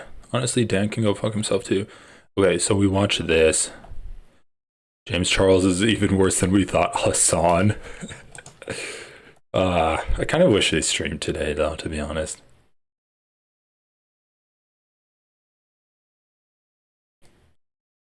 Alpha male can't open pickle jar. Alpha male therapy. Larry David versus Jerry Seinfeld and billionaires. Actually, kind of curious about that. Also, I just want to give a quick thank you to the real Larry David. Gifted one podcast membership, only one, but we still do it. Larry's richer than Seinfeld is these days. Yeah, probably. So I'm just saying. I still just the fact that he's patronizing us at all. I'm happy. Are you sure that's the real one? No. Yeah. What? Well, it is the real one. Why did you write it? It also says the real Larry Davis. Who's David? Larry Davis. Okay, I'm not. I don't care. Phidias might be a Russian asset. All right, our most urgent Hasan drama. Okay, let's so play I think it. we got to move quickly on to the James Charles stuff. Well, let's do the Hasan stuff's really fast. Okay, Let's go look at his tiny little feet. So this morning, it came out first of all that I guess I made this Insta story here. I just thought the little petite feet jokes were funny. I saw this on the subreddit. And it made me think of the Tim and Eric song, Petite Feet, Feminine Step. Sounds like a lady when he's walking in the room. I don't know how many of y'all remember that tune. I do. But it's just so damn funny with the giant fucking pants. And since you started singing it, it's been stuck in my head. It's a earworm. Now, Ethan. Well, hold on. Ethan? We'll get there. Okay. You're getting ahead of yourself. So anyway, I posted this. And then I want to lead with, when I first showed this morning, I was laughing about it. And Dan was like, I was like, let's do it in the title. And Dan, you're like, bro, you're being trolled. There's no way that's real. I did think this was fake. I thought it was fake. See, you don't understand. It seemed like a copy pasta to me. It's very real, and this is something Hasan does a lot. He goes to his Discord amongst his like biggest sycophants and just cries to them and looks for validation. It's one of the most pathetic things you can do as a career. Bro, your entire podcast is looking for validation for yourself. Like, you literally just pick up memes from your community members on Reddit. In my opinion, it's quite sad. Anyway, he says, it's weird that he photoshopped my feet while trying to brigade my Wiki Feet. Not at the same time. Bro, don't complain about me brigading Wiki Feet. Like, nobody has the right to complain about that. That's the one thing. He goes, anyway, I'll read it without interrupting. You sent your audience to downvote Hasan's feet pics. Dude, you're one of the weirdest people online. That's one of the weirdest things that you can ever do online. Like, that is the definition of a crazed stalker. Like trying to change the rating of someone's feet pics that you're obsessed with. That's crazy, dude. Still weird that he's photoshopping my feet while also trying to brigade my Wiki Feet like we are not friends, and also you are weirdly sexually obsessed and also a gross defender of Israel. Grow up and raise your kids to hate Israel, old man. Now, which part of this was okay? That was actually kind of funny. Like, I love the non sequitur between he weirdly sexually obsessed and also a gross defender of Israel. It's just like, and I'm gonna go back to that 1-2 that's always landing. Believable, Teal. Well, the Wiki Feet part made me think that it was just somebody in our community making a meme. Because like, who the fuck would actually be upset about that? And also, when's the last time we tried to bomb his Wiki? Yeah, I don't remember talking about Wiki Feet. Did we? We might have. Yeah, I think we brought it up on one episode a while ago. No, but I mean specifically in the context of talking about that photo. No, never. Not in the context of that photo. Why was he just name searching himself on Wiki Feet? I don't know, but yeah, I thought you got trolled. I did. No, turns out you got trolled. I guess so. Yeah, he drops these cringy little messages in Discord all the time, and for me, there's a few things here. One, we are not friends. Well, I would never bomb Wiki Feet of a friend, just so you know. I reserve that only for my deepest, most severe enemies. Also, dude, come on. Like, it'd be one thing if you are friends and you're like, oh, come on, this would be hilarious. But you're literally you are sexually obsessed with him. You look at his fucking selfies all the time and then you're like, Hasan thinks he's so hot. Hasan probably has sex with the lights on while he looks at himself in a mirror. That's obsessed. And then you say, go brigade his Wiki Feet. Can you blame Hasan for thinking you're sexually obsessed with him? Come on, dude. I thought he was, the photoshopping accusation, I thought he was doing a Mike from PA thing. Where Mike was like, this photo of me is photoshopped, and then you look and it's not photoshopped. Wait, it's being reported that you did tweet out a call to action to tank his Wiki Feet. Do you not remember this? Well, it was 3 months ago. Whatever it was. It was 3 months ago. Yeah, it was like a one-time, just a gag. Okay. Oh, it was a gag. Like a sustained camp. Oh, guys, don't you think it'd be so funny if Hasan sent me feet pics just as a joke? That would be so funny. Don't you think it'd be fucking hilarious if one of you guys tried to DM Hasan and then got me a dick pic of him? That would be hilarious if come on, if the girlies reached out to Hasan's Snapchat. I know he's always on, I know he's always snapping. If one of the girlies in this community was able to as a gag, get me a nude of Hasan and then just send it to my email at Ethan Klein jerksoff69@gmail.com. That would be fucking hilarious. Yeah, it's a gag, dude. Man. Speaking of which, what is his Wiki Feet at? Just saying. Are you still banned from Wiki Feet? Yep. Oh man. I'm never getting back on that website, man. We tried making acronyms of my name. Right. We tried to. I forgot about that. We made an alias. We tried to slip through the moderators, and he's okay, dude. Ethan actually has a foot fetish. How are you banned from a foot website? What the actual fuck? I didn't even know that was possible. I didn't even know you had accounts on this. Ethan is banned from Wiki Feet? Dude, what the fuck? That's why. I mean, so sharp on Ethan Klein. How is that even content that would pop into your head to do? Is that it? Yeah, we were going to put you in drag. Yeah, I find it disturbing that he's still at. Look, he's got a good rating. What is he? There's nobody. It's all good. Where's it? He's got 5 stars. No, but it doesn't say the number. It used to say the number. We changed that. Yeah, I think they changed that. I did because I pushed it too far. It's a shoe size as well. Yeah, that's obviously incorrect. I don't know what his shoe size is, but. What does it say his shoe size is? 13 US? Okay. Anywho. But it's obviously incorrect. He's like, it's obviously incorrect. I don't know what his size is. So how do you know it's obviously, what the fuck is it? What is he doing? So you guys, feel free to give this 1 star. He's telling his audience to brigade it again. The guy that's fucking banned off of the foot website. Still logged in. And then he goes, I just find it amazing that people cannot insult me anymore without bringing my kids up. It's like, bro, new challenge unlocked. Yeah. Try to insult me without bringing literally fucking children that have nothing to do with it into it. Like, I know you can do it. Yo, well, off the screen. How the fuck we got to that? I don't know. Ethan, he's not criticizing your children. He's criticizing you. He's saying you're a bad father. That'd be like, you're criticizing me for being a bad podcast host. Stop bringing Dan into it. No, dude, you're a fucking bad guy. You're a bad person. The people in your lives saying that the people in your life suffer as a result of you isn't bringing them into it. It's recentering the negative consequences of your actions back upon you, making you realize that you're making their life worse. Dude, holy shit.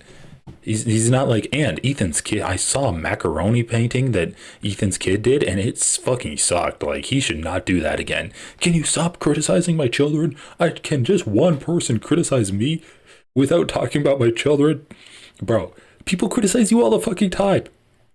People could, like, yeah, sure, every now and then someone says that you're a shitty father because you spend all of your time apparently taking, like, just sitting on the toilet making Instagram posts. But there's plenty of criticism that doesn't have anything to do with your parenting habits either. What the hell? I don't know. I don't like it though. I don't like it either. Why is it doing this to me? It won't let me go back. Oh, wait. All right, I gotta reopen this message. Fuck you, Imager. Yeah. So anyway, I'm gonna do what you said. I'm gonna raise my children to hate Israel. Like, I'm gonna teach my kids to hate, like a good father. Doesn't matter what, just hate. Raise your kids to hate Israel. This is what Anissa kind of does too. It's like, I can goof on you without being weirdly sexually obsessed with you. Like, that's cringe as fuck, bro. Seriously. Come on, dude. Please. Anyway, yeah, I would appreciate if these people. I mean, all I'm saying is, if you're going to raise your kids well, then they probably should hate Israel. People could just make like an effort to not bring my kids up anytime they want to insult me. Like, my kids have nothing to do with me laughing about your small feet. Nothing. Unless you're like, oh, well, you want to know who has small feet? Your kids. Which would be probably true. It's true. That's true. Notice how he ignored the part where he's like, you're also a gross defender of Israel. He's literally like defending Israel in this statement by being like, oh yeah, like obviously I should just raise my children to hate. It doesn't matter what. No, he said what they should hate. I mean, yeah, it is funny that it's like a complete non sequitur. It's like, wow, he loves my feet. He's weirdly sexually obsessed, and he's fucking loves Israel. More fact, that would be more acceptable because it's true. Right. Like, yeah, they're growing up. Gotcha. Well, so speaking of truth, though, I got to rein you back in here. Yeah. We're about the truth on the H3 show. So here, I know, Dan, calm down. I'm getting there. Let me get there on my own. We made a GIF. I genuinely thought that it that it wasn't Photoshop. Whatever. Somebody got me on the subreddit. But that being said, it's not that different. It's not that different. They kind of just made it more clear. Which is why it's unfortunate that you posted the Photoshop one, because they kind of made it more clear. They shrunk his foot. What the fuck are you talking about? Because I feel like what? Does he think that it's like a fucking one of those like CSI shows where they're like, enhance the footage, let's find the license plate, all right, now zoom in, let's see the fingerprint on the license plate. They just enhanced, they made it more. I thought the point of this segment was that the photo wasn't photoshopped and Ethan could laugh and be like, oh, Hasan thinks his feet were photoshopped, that's how bad he looked in that picture. But it was, and it literally photoshopped it to make it smaller. And now you're going to be like, oh, well, it was photoshopped and it did make it smaller, but they kind of just made it more clear. Dude, you're owning you could have not done this segment. Why are you owning yourself like this? Joke. I mean, it's still funny. The original photo is funny. What did they even do? They just shrunk it down. They made it less thick. Yeah, they shrunk it. He just said they shrunk it down. Okay. They kind of, I mean, yeah, they de-girthed it a little bit. It's like deflated. He's still got petite feet. And it really bothers him that he has tiny little petite feet. That's fine. I don't think he even has small feet. He's just that. I mean, it's just objectively funny. In that video, his feet look like little tiny baby feet. It was funny. Well, I mean, the way he's acting makes me think that it's something he's insecure about. He goes, oh, I have baby feet? Well, your kids are, well, fuck your kids. And also, you're sexually obsessed with me. Well, again, this is why I was a little, I guess, in denial about it being real. I refuse to believe that message was real. So did we make our own edit in the end, Love, or is this kind of where we ended it? Yeah, okay. Here's us reacting to it live. You guys can see the unedited petite feet moment. Dude, when he walked into that, he sounded like a lady. What? Pulled up. Well, you guys really... Okay, once again, this is the guy that is apparently fighting against misogyny in all corners of the internet. Oh, if you say my wife, that's being misogynistic. But now he's like making multiple jokes about Hasan having small feet and walking like a lady. What the fuck is going on here? I mean, just once again, we know Ethan has like deep insecurities about how handsome Hasan is. And so all of this isn't to get at Hasan, it's to make himself feel better. He's like, okay, well, Hasan probably has small feet. You know what else you know what that means, right, guys? Small feet. Like, he's just like any kind of thing that he can find physical about Hasan that he can like latch onto and make himself feel better by the comparison. He's gonna do it. He's like a tick. So he's just gonna like launch himself at this and be like, okay, well your feet are small. Ethan, what size are your shoes? Like I don't even give a fuck, but it is funny. I can guarantee you they're less than 13 because otherwise he wouldn't have said there's no way that's the right size, right? By the way, this looks like a size 13 shoe. No, I'm not. I'm saying it looks. But when it comes to this song, we got I'm not defending. I'm calling out the baby feet. I'm saying it looks crazy. A picture is worth 1,000 words, then. That's unedited, my friend. It's not that different. Dude, you ever seen someone who like weighs like actually like 500 You pounds? posted an edited video It's like, or an edited picture. Whatever it is, okay? It's his very fault. funny. It's very funny. I'm not going to disagree. And bro, Hasan, like this, it's just so fucking ridiculous. Ethan posts an edited picture of Hasan. The picture is Hasan's foot shrunk down to make it look smaller. Hasan, in his own personal Discord or his own personal Discord server, says Ethan's been like, this isn't even a public statement that he made. It's like to his whatever, you know, on his Discord. He's like, Ethan photoshopped my feet. He's sexually obsessed with me. Then Ethan's like, okay, fine, I photoshopped your feet, but like your feet still look small. Oh, okay, but then okay, then why would you even call him out for saying that you photoshopped him? You did, bro. I think it's worth repeating here, and I would appreciate it if you guys don't try to talk about, try to excuse it, because he has little tiny baby petite feet, and that's okay. It doesn't make you a bad person. You should play the song. Play the song. Just a little taste. Like, you literally went to his feet finder, or his Wiki Feet. You went to his Wiki Feet on this episode. You could have looked at his feet there, but instead you're like, okay, well, like, just look at this picture that I photoshopped, and that makes him look small. If you play just like a second of it, just the line. Let me try. It'll probably be okay. Petite feet. I can just sing it. I sing it as good. Feminine step. Sounds like a lady when he's walking down in the room. Petite feet. Hold on. All right, I'll play it. Feminine step. All right, here it is, guys. Everybody get hyped. The game is 7 ball. Wait, so I don't want this. Yeah, just skip forward. Okay. Oh, yeah, this was kind of funny. Like, that is pathetic, bro. Holy fuck. You're talking to a bunch of your, like, literal sycophantic fans who spend all day in your Discord. No offense to ours. But, like, there's a community there. I don't go there ever. People aren't like, I'm just hanging out here all day for the chance that I can validate Ethan. Right. Yeah. Yeah, you're on your Reddit. What, dude? This is in like an insane level of self-unawareness. You really say? Oh, okay, let's do this. Let's go to Ethan's Reddit. Let's go to Ethan's Reddit. Misogynistic, racist. Let's see. Okay, here we go. Common Tom W. All right, let's see. Ethan hates bald people so much he forces his bald employees to wear wigs. Ethan is going full on demon mode on Instagram. I mean, the Littlefoot was actually kind of funny. Demon mode is snatching another hairline. Demon Olivia. Thousands in Gaza protesting Hamas. Ethan's gonna repost this. The Jewish gatekeeping and race talk is so fucking weird. Ethan already reposted this. We already know that. Anissa making fun of her friend. Copy pasta, literally being like, oh, please, Ethan, repost this. Figured now good news to drop these off. So Anissa's messages in her Discord. We already know that Ethan reposts and looks at people's messages in Discord. This was diabolical. Tom Ward. Ethan already reposted the Tom Ward thing. Hasan reposted Meat Canyon clip with the parts that criticized him cut out. The new Twitch press release is crazy. We know Ethan's going to be talking about that. It's true. He already reposted this. Was she also hallucinating anti-Semitism? We know that he did that. Is this COVID related? No paw today. The shoes of the oh, we know that Ethan's going to be reposting this. Juno. Taylor Lorenz. We know he already is on that. Based AOC had it again. Already on here, like people reposting this shit. I don't know if this was after the yeah, I guess this was after the Instagram post.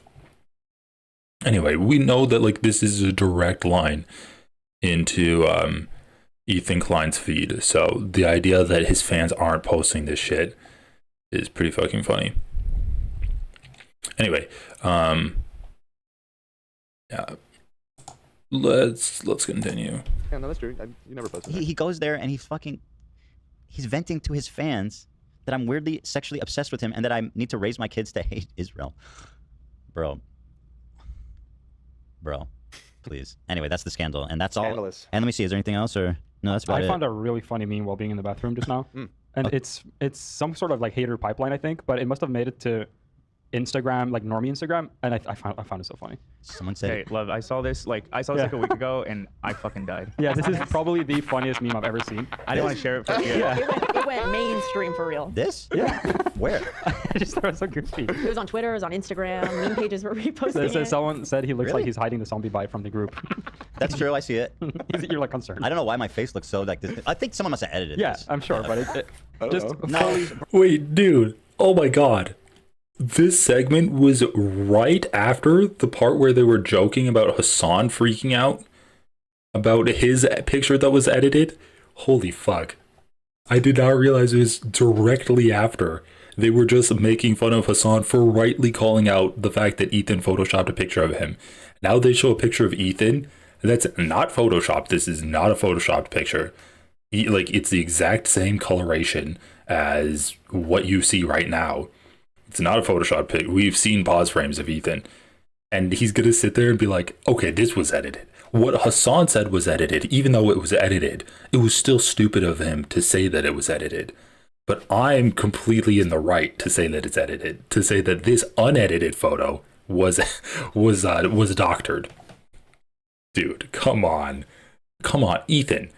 This is a comedic level of lack of self-awareness. Bro, stop. No, Look, the saturation there's like is weird age and saturation stuff. I don't think it's aged. I think it's just slightly saturized. There's weird age. Somebody definitely. No, Someone it's only aged him up. Saturation, or You know what? I'm gonna say. You guys are like, oh, Ethan needs to disclose. So Hasan rightfully called out that his shoe was shrunk, but Ethan, he's like, he sees a picture of himself that was not changed whatsoever, and he's like, it was aged and they drained the color from my face. Dude, holy fuck, you can't make this shit up. That the feed. Let's defend Hasan at every fucking corner in every possible way. Oh, shut up. Wait, is he actually getting triggered? So when his crew brought up the fact that the photo was edited and like it was photoshopped, Ethan gets triggered because he thinks that's defending Hasan. Age and saturation stuff. I don't think it's aged. I think it's just slightly. Alright, I gotta rewind this whole is segment. probably the funniest meme I've ever seen. I didn't want to share it. Yeah. It went mainstream for real. This? Yeah. Also, just like when I say Ethan is like desperately self-conscious of his looks, and he's super sad that Hasan's better looking than him. That's just the fact of the matter. This is in defense of that. I mean, notice what he does, right? He doesn't care about the meme, but he immediately zeroes in on his looks. So he makes Hasan look worse, and then he sees a picture of himself where he looks bad, and then he's like, no, that can't be a real picture of me. Someone must have maliciously photoshopped that to make me look worse, right? And obviously, it wouldn't have hit as hard as a joke if it was photoshopped. The reason it hits hard is because it's just like a normal picture of him, and they caught him looking weird. And then they had the perfect caption underneath it. But it's just so funny that he immediately zones in on his looks in here, not like his facial expression, not like the structure of the meme, but he's just like, no, I look ugly in this. Even though that has nothing to do with the meme. It's not like they needed to age him or needed to drain the color from his face to make him like look like he was bitten by a zombie. That's not the point of the meme. The point is the expression on his face. But it's just so funny. So he zeroes in on his looks in this picture that's being spread around, and then he attacks his crew for like supporting the idea that the photo he posted of Hasan was photoshopped. I just thought it was so goofy. It was on Twitter, it was on Instagram, meme pages were reposting it. Someone like, they're just laughing about the joke, and he can't get over the fact that he looks like shit in the picture. Said he looks like he's hiding the zombie bite from the group. That's true. I see it. You're like concerned. I don't know why my face looks so like this. I think someone must have edited Yeah, this. I'm sure, Yeah, but okay. No, bro, stop. No, Look, the saturation. there's like is weird fine. age and saturation stuff. I don't think it's aged. I think it's just slightly saturized. No, that ain't normal. Somebody definitely.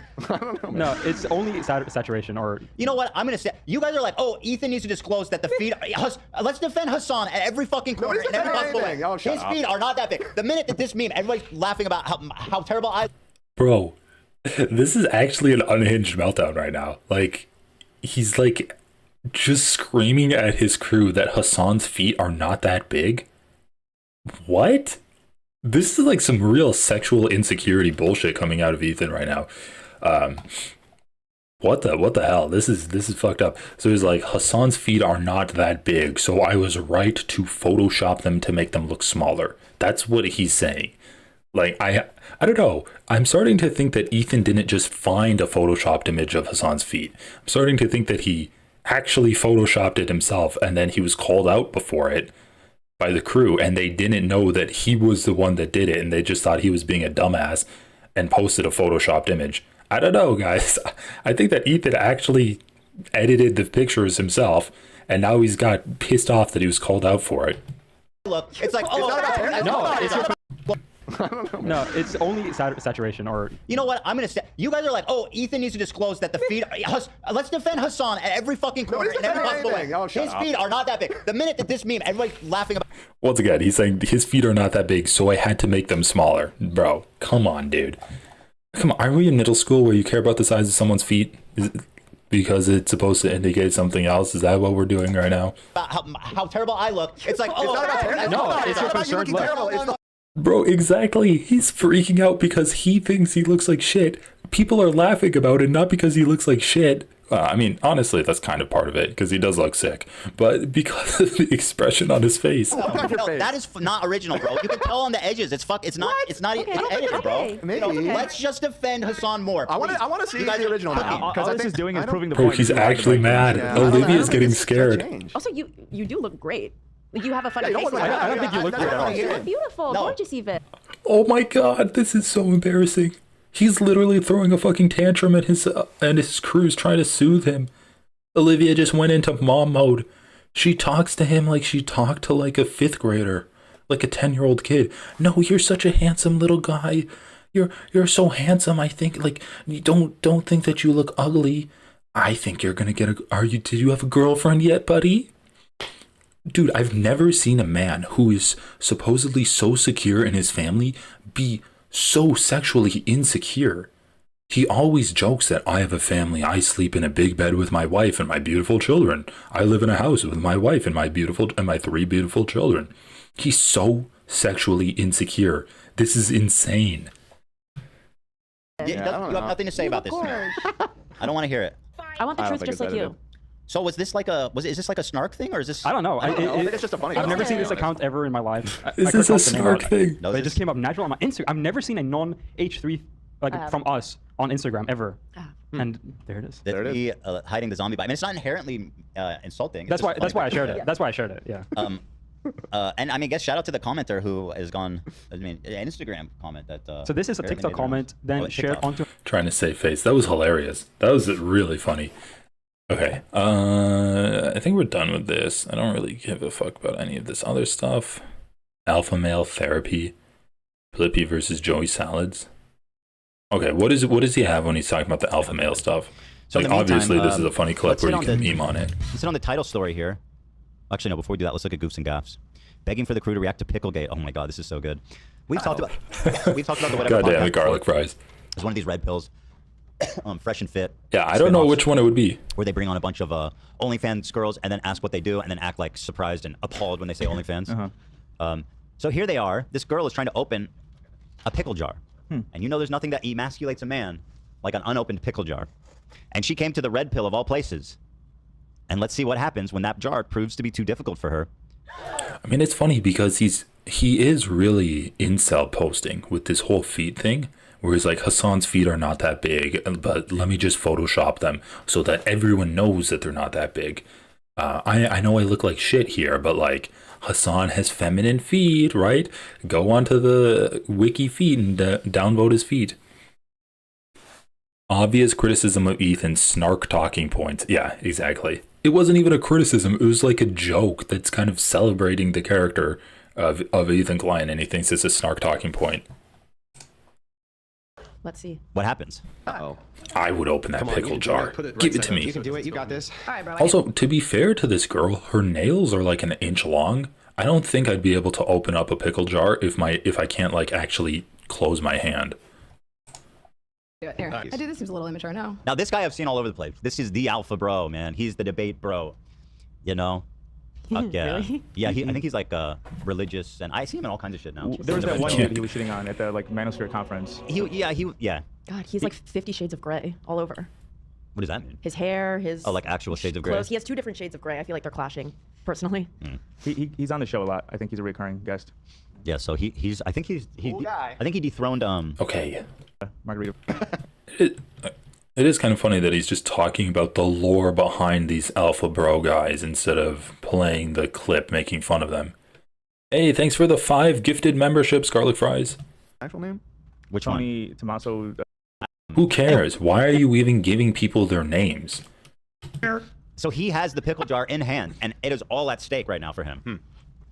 Yeah, the guy sent $1,000. Yeah, but it seems slightly immature. It's all fucking slick now. It's a little is. I gotta grip it. Uh-oh, Andrew. If you can't open it either. Well, your hand greased the whole top of it. My hand or mine? To be fair, those pickles look nasty, so I don't know if I'd even want to open those. Here, high five. It literally I does sound like that. Look, feel it. Isn't that greasy? It was like that already. Oh my god. No, it wasn't. You greased the top. He's literally accusing her of greasing the top. My god. Jesus, Andrew, if you can't. Well, if her hands are greasy, then that should be something that like you factor into the manly grip strength of opening a pickle Open jar. the olive jar. You cannot blame my while we're doing hand. olive jar. If you're Oh, it's sorry, you should olives? open it. Yeah, I gotta be able to grip it. Okay, we'll grip it. Let's Yeah, go. literally slippery. Who's the greasy one in the room? Grab me a paper towel so I can dry the top of it off. Oh my god. How good was that? Stop. How good was that? This man has never been so demasculated. The pickle jar shattered the whole red pill. Olives, even. And I think this guy's going the direction of Rolo Tony now. We gotta find a new alpha king. One that can open a fucking pickle jar. Whatever. Someone who has big feet, someone who has a wife and children, a true alpha king. Someone like me? Wow, did someone nominate me? Olivia says that I look great all the time. She says I'm a big, beautiful, brave boy. Tony. Yeah, so there's that guy's alpha. The alpha community's in shambles. They're This was really just from yesterday. Andrew Wilson. Bro, I actually think Ethan is gonna try to become like an alpha king guy. Like the whole idea that iDubbbz was a virgin before he got married. Like, and Ethan joking about that, and now the feet thing. Actually, some really weird shit. Some really weird shit coming out of this show. Okay, what do we got here? What do we got? The Girls Only Members episode recap. Don't care. Gabe calls in. Don't care. Hilarious Triller Bug. Don't care. Demon mode activated. Okay, what do we got? Every day. Yeah. I'm always cranking it up, my friends. You know what I mean? And there's no stopping me. You know, they're the ones that coined the demon mode. Ian showed me that shit. Demon mode H3, and I just started posting this now. You guys, every time I see that picture, I seriously like laugh out loud. It is very funny. This man actually included this as the most deadly mode. This is my most deadly mode. And this caption is... Okay. What was that thing where like Zach did a pager soundbite? That was pretty fucked up. I don't remember. I saw people posting about that, but I don't remember what episode it was from. Ethan responds to Ian and Anissa. I just don't give a fuck. Bathroom break. Our new intern. The DC shootings. Okay, let's listen to that. Let's do it. Because I wanted to cover the Ahmed Fouad Al-Khatib. Wait, hold on. Let me actually get this right. Ahmed Fouad Al-Khatib. Al-Khatib. Blast through this Hasan stuff. Nice, yeah. Let's see what Hasan... Wait. Okay. So it's called the DC shootings, and Ethan introduces the segment by saying, I'm going to blast through this Hasan stuff. Such a moving, beautiful... wow. It was very nice. Okay. What did that... Okay, so anyway, yes, let's move on. We're running... Oh, wait, he's calling at 3? Khatib. Okay. So then let me just try to blast through this Hasan stuff. Nice, yeah. Let's see what Hasan's been up to since this DC shooting. On the evening of May 21st, that was 2 days ago, 2 staff members outside of the Israeli embassy in Washington, D.C. No, sorry, 2 staff members of the Israeli embassy were tragically shot and killed outside of a Capital Jewish museum. The victims, Yaron Lishinsky and Israeli diplomat Sarah Lynn Milgram, an American citizen, were a couple planning to get engaged. The suspect, Elias Rodriguez, a 31-year-old from Chicago, allegedly opened fire on the couple as they were leaving a diplomatic event hosted by the American Jewish Committee. Rodriguez shouted, free Palestine. There's a video of it. During his arrest, and allegedly told the police, I did it for Palestine, I did it for Gaza. Rodriguez has been charged with 2 counts of first-degree murder anyway, he's been charged, they arrested him, yada, yada. The FBI is investigating it as a hate crime, which I love. It's like... We're not sure. It's a tough one to call. So obviously, as soon as this happened, there was going to be a lot of finger-pointing, right? And a lot of shirking of responsibility. Obviously, this is exactly what me and a lot of people have been talking about, that when Hasan and iDubbbz look me in the fucking face as non-Jewish people and tell me that I'm hallucinating threats, that I'm hallucinating anti-Semitism, this is exactly what the fuck I'm talking about. And these were 2 young Israeli... I mean, I do like the idea that he has no idea what he's talking about. Like Sam Seder saying that, oh, well, when you say that Israel represents all Jewish people and you insist on conflating anti-Zionism with anti-Semitism, then you are endangering Jewish people, because you're endangering them by aligning them with a genocidal ethno-state that's doing colonization and genocide. And you are endangering them because when there is anti-Semitism, you're the boy that cried wolf. People aren't going to care because now you have Netanyahu, the president of Israel, saying that, say, free Palestine is anti-Semitic. You say from the river to the sea is an anti-Semitic slogan. So now when people actually are anti-Semitic, you've lost the potency of that. You can't say that saying free Palestine is anti-Semitic and then expect for people to still give you any kind of credibility when you call out actual anti-Semitism. And once again, Sam Seder and Hasan have been warning you about the dangers of conflating Jewishness with support for Israel. Like, I don't know if these people were killed simply because they were Jewish or whether they worked for Israel, but when Ethan Klein says, I'm worried about Jewish people just going about their daily lives, then you're doing a disservice to them by insisting that their Jewishness intrinsically links them to supporting the genocidal actions of Israel. Like, this is what Sam Seder's warning you about. This is what Hasan's warning you about. This is why anti-Zionist Jewish voices are really important, to break this myth that all Jews support the genocide of Palestinians. Because then you are going to get more and more crazy people being like, okay, well, Jews support the genocide of Palestinians. Let me do violence against random Jewish people. That is what you are advocating for. That's what Sam Seder and Hasan are advocating against. And you're actually too stupid to understand that difference. Sam Seder just explicitly flat out told you why what you're doing is dangerous. And all you took away from that conversation is that Sam Seder said Hamas has done some good things and some bad things. A young Israeli couple. This shooter went there and shot 2 people at random. He went outside the Jewish museum, who was having an event that night, and he just killed the first 2 people outside of it. They were coming out from the event. So this whole narrative that it's just not anti-Semitic because is bullshit. He could have easily just killed some American Jews that had nothing to do with Israel, but he happened to kill 2 Israelis, which makes it apparently, if you ask a lot of people online, totally fine. What? Okay. Yeah, Israel. Beautiful young couple, honestly. Very, and the details of it is just horrific. Well, this is not pausing. What the hell? Okay, so first of all, they were not 2 Israelis. Actually, kind of crazy thing to say. If you look at the AP article says that Yaron Lachinsky was an Israeli citizen and Sarah Milgram was an American. And I don't even think was Yaron Lachinsky even Jewish? Israeli museum victim planning to propose. BBC. We mourn the death.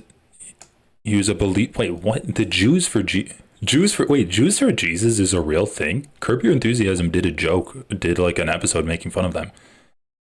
Jews for Jesus mourns the devastating death of Yaron Lachinsky, a young Israeli diplomat and believer in Jesus. Was he a Jew for Jesus? They're not saying he was a Jew for Jesus. this makes it seem like he wasn't Jewish. Isn't the whole difference between Jews and Catholics that Jews don't believe in Jesus? He was a sincere love for God, a deep commitment to the Jewish people, and passion. Okay, as a Messianic Jew, Yaron represented a growing, diverse, and vibrant community in Israel today. Jewish followers of Jesus who serve in the army, studying. Okay, so, I mean, I guess he was a Jew for Jesus. Okay, whatever. I think, like, once again, it doesn't even matter who these people are. But the idea that Ethan Klein's like, Jews for Jesus, Messianic Jews. I once met one who talked about how much the mother lactates. Okay, that sounds fair. The BBC article says it, and IDF soldier. Oh, the BBC article says it. Let me look it up. I mean, if Ethan's going to try to talk about like how beautiful these victims were and how they're an Israeli Jewish couple, then we do actually kind of have to go through this. Israeli museum victim was planning to propose. Messianic Jews literally call themselves Jews. It's very, very confusing. Okay, so Sarah Milgram's father, Robert, said his family loved Mr. Lachinsky. Mr. Lachinsky worked in the embassy's political department, while Ms. Milgram has been a part of the public diplomacy department for a year and a half. He was a German-born Israeli citizen, served 3 years in the IDF, and held a master's degree in government diplomacy and strategy from Reichman. He described himself on LinkedIn as proud to call both Jerusalem and Nuremberg home, and as a wanting to expand the circle of peace with our Arab neighbor. Friends told the BBC that Mr. Lachinsky was a Christian with great belief in Israel. Bro, so one of them was German Israeli, not Jewish. He was a Christian. The other was an American, and she was Jewish. Jenny Haveman from Ra'anana, Israel, said he was a nice, modest, calm, and friendly man, a part of a Christian Zionist group, and he was very into bringing Germans and Israelis together.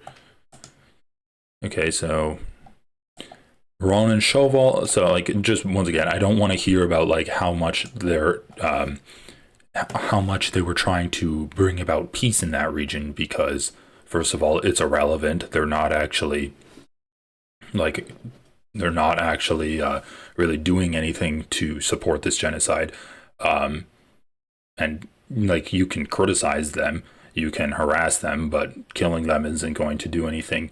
What really needs to be done is criticizing and harassing American politicians. Once again, killing the American politicians isn't going to do anything. You need people in power that's going to end this genocide. So really, like, violence against people that aren't actively doing genocide isn't really the answer.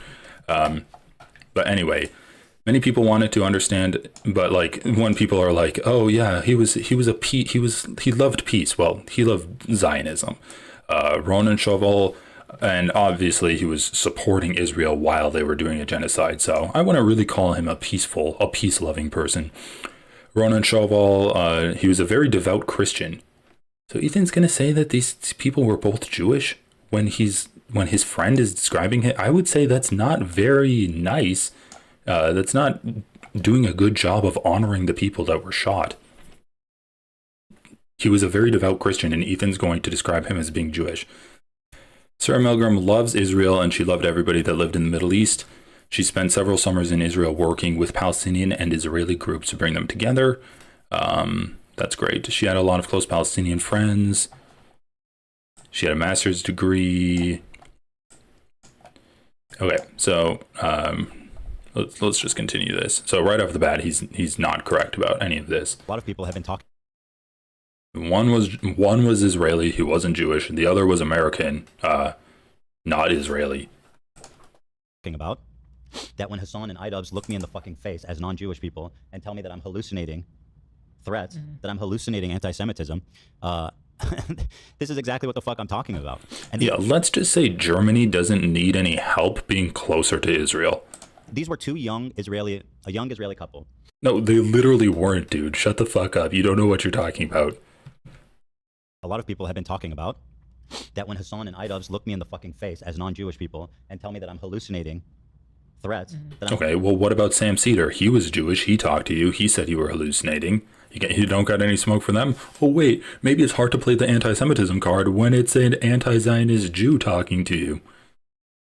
Once again, like, his accusations of anti-Semitism have no standing whatsoever. Hallucinating anti-Semitism. Yeah, bro, these two people got killed because there's a genocide going on, right? And he immediately makes it about himself. Like, you can't even do the fucking bare minimum of reading an article. You can't, like, this article just cited their LinkedIn and talked and, like, wrote a few fucking clips from interviews with the friends of the victims. You can't even accurately read an article that tells us about their lives. You have to lie to make it seem like all Israelis across the world are getting targeted, so I'm going to be targeted too. No, dude. They were targeted because they work for Israel. And people aren't even like, where's the celebration? Give me the celebration. You had a tweet that Frogan made on October 7th calling that a revolution. Where's the celebration of two people that worked for the embassy of Israel getting killed? Because I don't think you're going to find it, because people aren't celebrating that because they recognize it's a bad thing. This is exactly what the fuck I'm talking about. And these were a young Israeli couple. This shooter went there and shot two people at random. He went outside the Jewish museum, who was having an event that night, and he just killed the first two people outside of it that were coming out from the event. So this whole narrative that it's just not anti-Semitic because is bullshit. He could have easily just killed some American Jews that had nothing to do with Israel, but he happened to kill two Israelis, which makes it apparently, if you ask a lot of people online, totally fine. Okay, where are you finding that? Come on. We're gonna get engaged next week. Yeah, yep. Israel. Beautiful young couple, honestly, very. And the details of it is just horrific. Like when it's one thing to read and be like, they were murdered and that's horrible. But then you read like he went up, he shot them in the back, and then the girl was trying to crawl away, and he went up and shot her in the head twice, and then the guy stood up and tried to help her, and he shot him in the head again. Like he assassinated them both in cold blood. Yeah. And you know, people like Hasan want to pretend like this is terrible or whatever. This is what. What? You just said that people like Hasan were celebrating it. Now you're saying that Hasan said it was terrible? So I mean, there's no winning with this man. You celebrate it on stream, you're bad. You decry it and say it's terrible, and you're lying. You're just pretending to say it's terrible. When has Hasan ever advocated against violence or advocated for violence against people that support Israel? He's never advocated for violence of that. Yeah, you can use violence as self-defense when you're literally getting genocided. He's not going to criticize Anne Frank for picking up a gun and shooting Nazis. He's not going to criticize people in Palestine for throwing Molotov cocktails at tanks. He's not going to criticize them for that shit. But when has he ever advocated and been like, yes, you should fight against, like, you should walk up to your senator and do violence upon them because they support Israel? He's never once done that. But he's pretending to say that violence against civilians is bad? Once again, Ethan has been an advocate for violence against civilians. He's an advocate for Palestinians to do violence against settlers, which, you know, what's the difference between a settler in the West Bank and a settler in Israel? It's just an arbitrary line that Ethan thinks is one's too far, but one's fine. There's no moral difference. This is what you want. What do you think globalized the Intifada means? This is also what the Intifada is. This is what we all knew from that first episode after October 7, where you and Hasan were talking about what happened, and Hasan would refuse to show any tiny bit of empathy to the Israeli side. This one guy was like, and all these heroes parachuted in and ruined these hippies' day. I'm sure they're fine. Ha ha ha. It's like, what? It's like, to us, it's been clear that it's heading in this direction. It's funny, these guys love talking about manufacturing consent. This is so once again episode of violence done out of oppression, like an episode of violence to resist oppression, is being equated to shooting two random people in America. That's what they're doing. I mean, I'm going to need a little bit more than that if you're going to try to compare Hamas like invading Israel on October 7th to 2 people getting shot in DC by like one person. What you've been doing. You've been building intentionally. There's no other outcome that makes sense than this. When you dehumanize an entire group of people, when you talk about, when you describe, Hasan described... yeah, one was members of a concentration camp resisting their violent oppressors, right? That's literally an example. Like, that is an example of self-defense.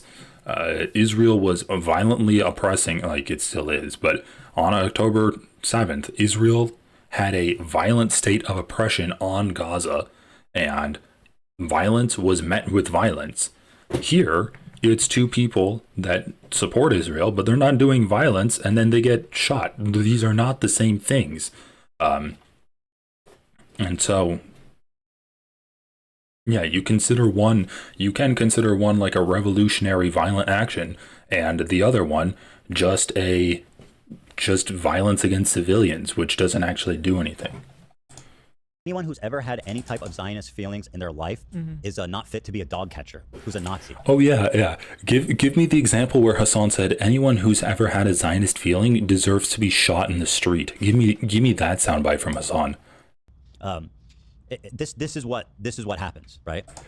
Okay, you treat me bad. That must mean that you're an advocate for my murder. That's what Ethan Klein is saying right now. Oh, Hasan's mean to me, thus he wants me to get executed. Hasan says I shouldn't have any kind of power in determining the way this country goes because I support genocide. I support genocide. Thus, he supports people just killing me. Like, come on, dude.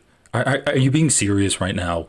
Do you really think there's there's no difference between criticizing someone, covering them in a negative light, and advocating for their violent execution, like extrajudicially? Are you really going to make this compare? You just said, Hasan says, anyone who's a Zionist isn't fit to be a dog catcher, which is like the lowest form of elected power.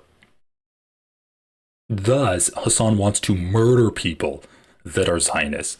Actually, I know he's the victim, but it's like winning gold in the Olympics of self-victimization.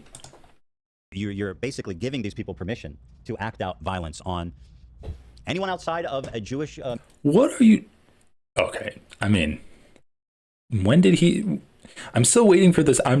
I said my piece. I said that Ethan's just delusional when he's comparing criticizing people to executing them in the street. I'm going to wait for him to give me the clip of Hasan advocating for violence against civilians. Come on, I'm waiting. Museum in Washington, D.C. And, And he knows that too. He's calling me a terrorist now regularly. He knows what he's doing when he does that. If you're a terrorist... Your husband called you a terrorist. The craziest people in his audience doing whatever they want. Yeah. And the thing is, these people who were murdered, who people are celebrating now on... Okay, first of all, he said that she was a terrorist. She's not actively being a terrorist now. Second of all, give me the example where he called for violence against Hila. Come on, give me that. Line and making excuses for and this and that.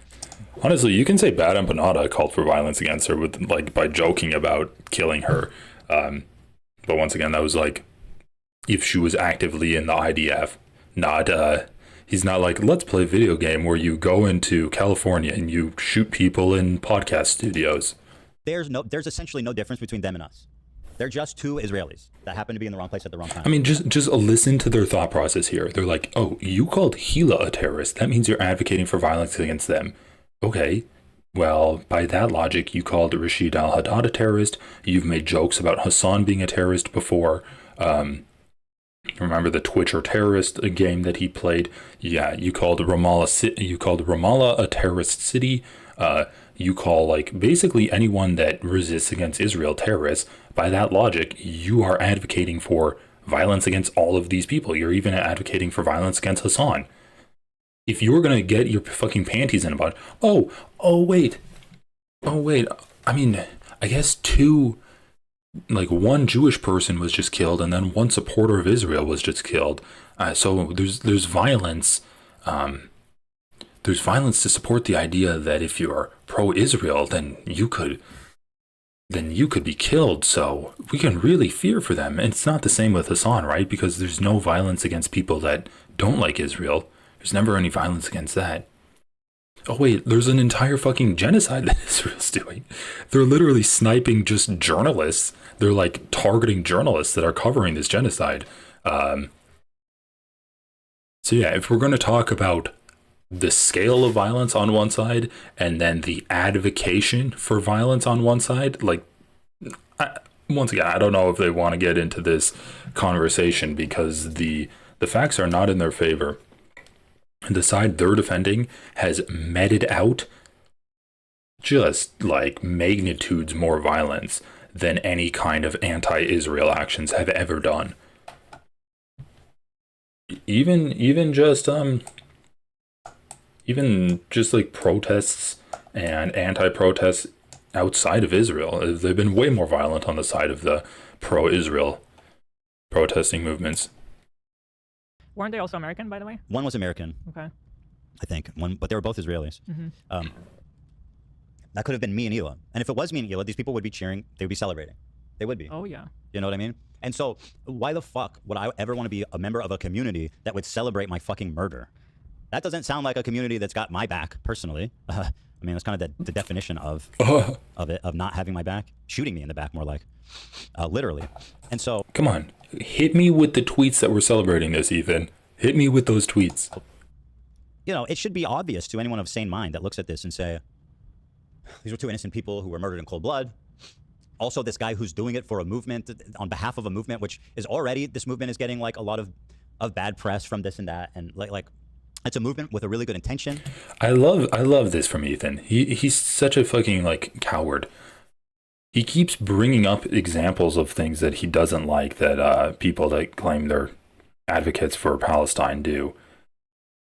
And then he's like, oh, well, I mean, Bad Empanada, he's a bad representative of the movement, right? He really makes the movement look bad. Let's talk about all of the things that Bad Empanada does that makes the movement look bad.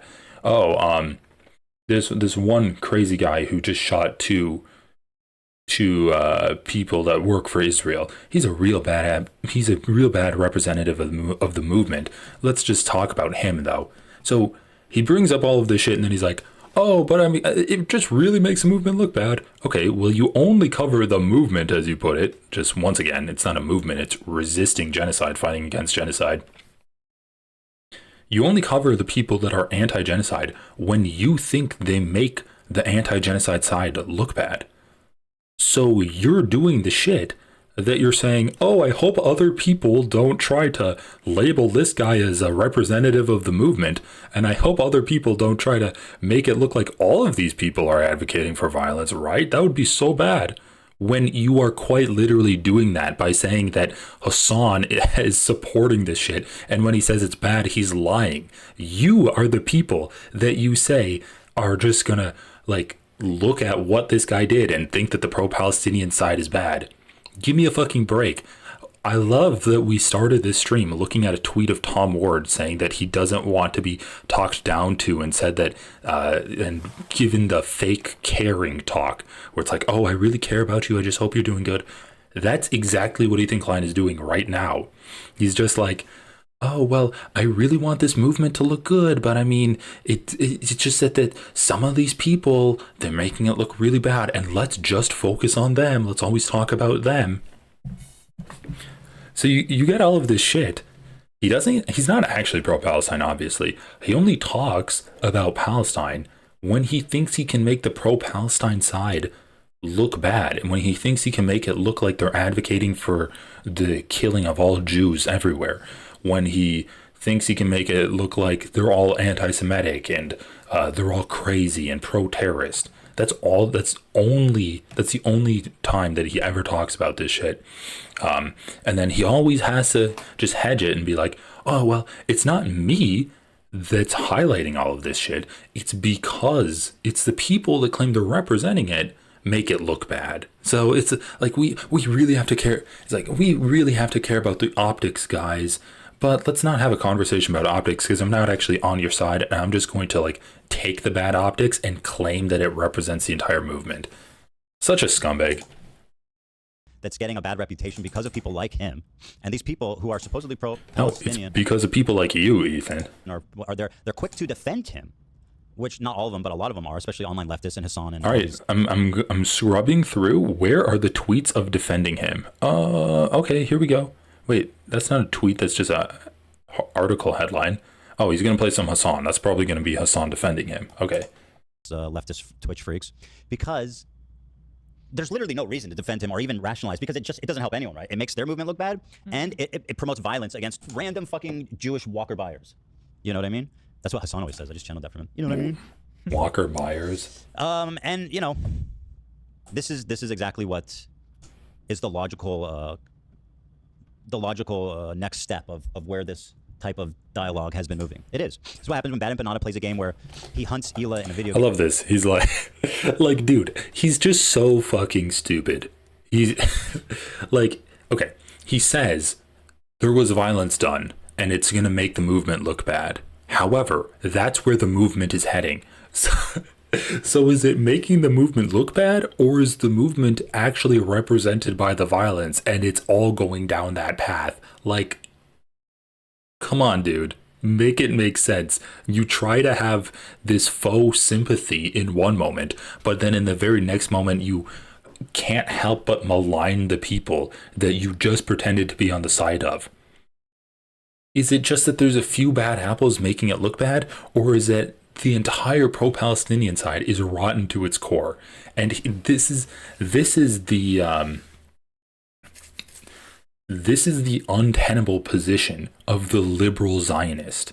On one hand, they want to be able to say that I'm pro-Palestine, and they want to have that benefit of the doubt. They want to say, I'm just against the fringes of this movement, but I'm actually pro-Palestine, I'm pro-peace. You guys can trust me, I'm on your side, I'm actually a good guy. But on the other hand, they hate every single thing about the people advocating against genocide.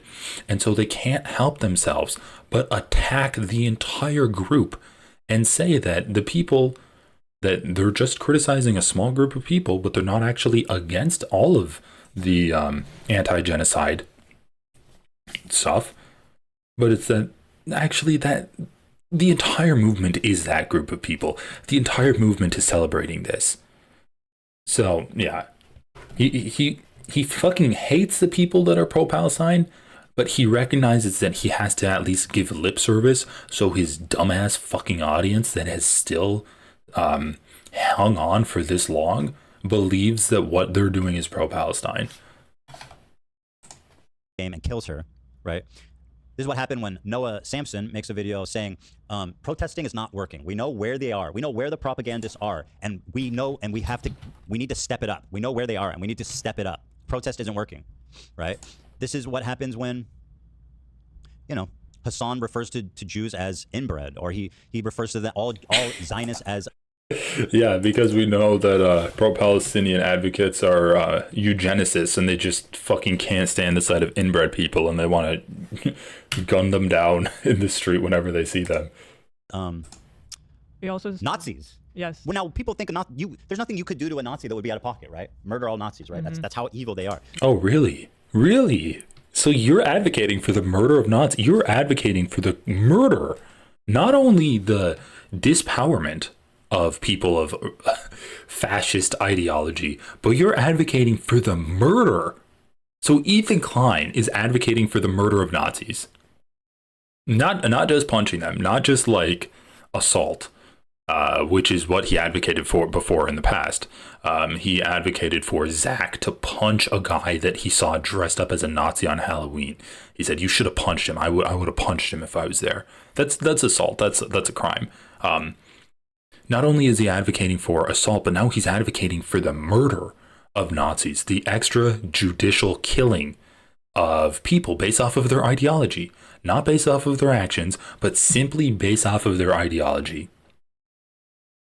Once again, like, we can see the way that people that are in line with these institutions, and the institutions support Israel, get away with saying heinous shit. He lies about the victims of the shootings, and now he's advocated for violence against civilians before, when he said kill settlers. Okay, well, you say that settlers are only settlers if they're in the West Bank. But but I say, like someone else may say, that there are settlers in Israel, right?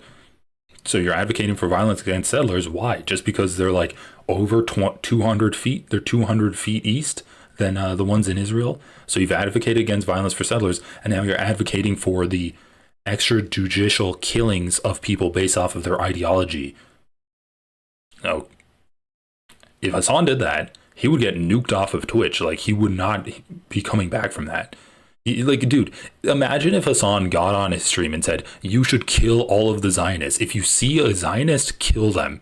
Like, if you see someone with a Star of David, like, interrogate them and see if they're a Zionist, and if they are, then kill them. Like, that's fucking insane. All right.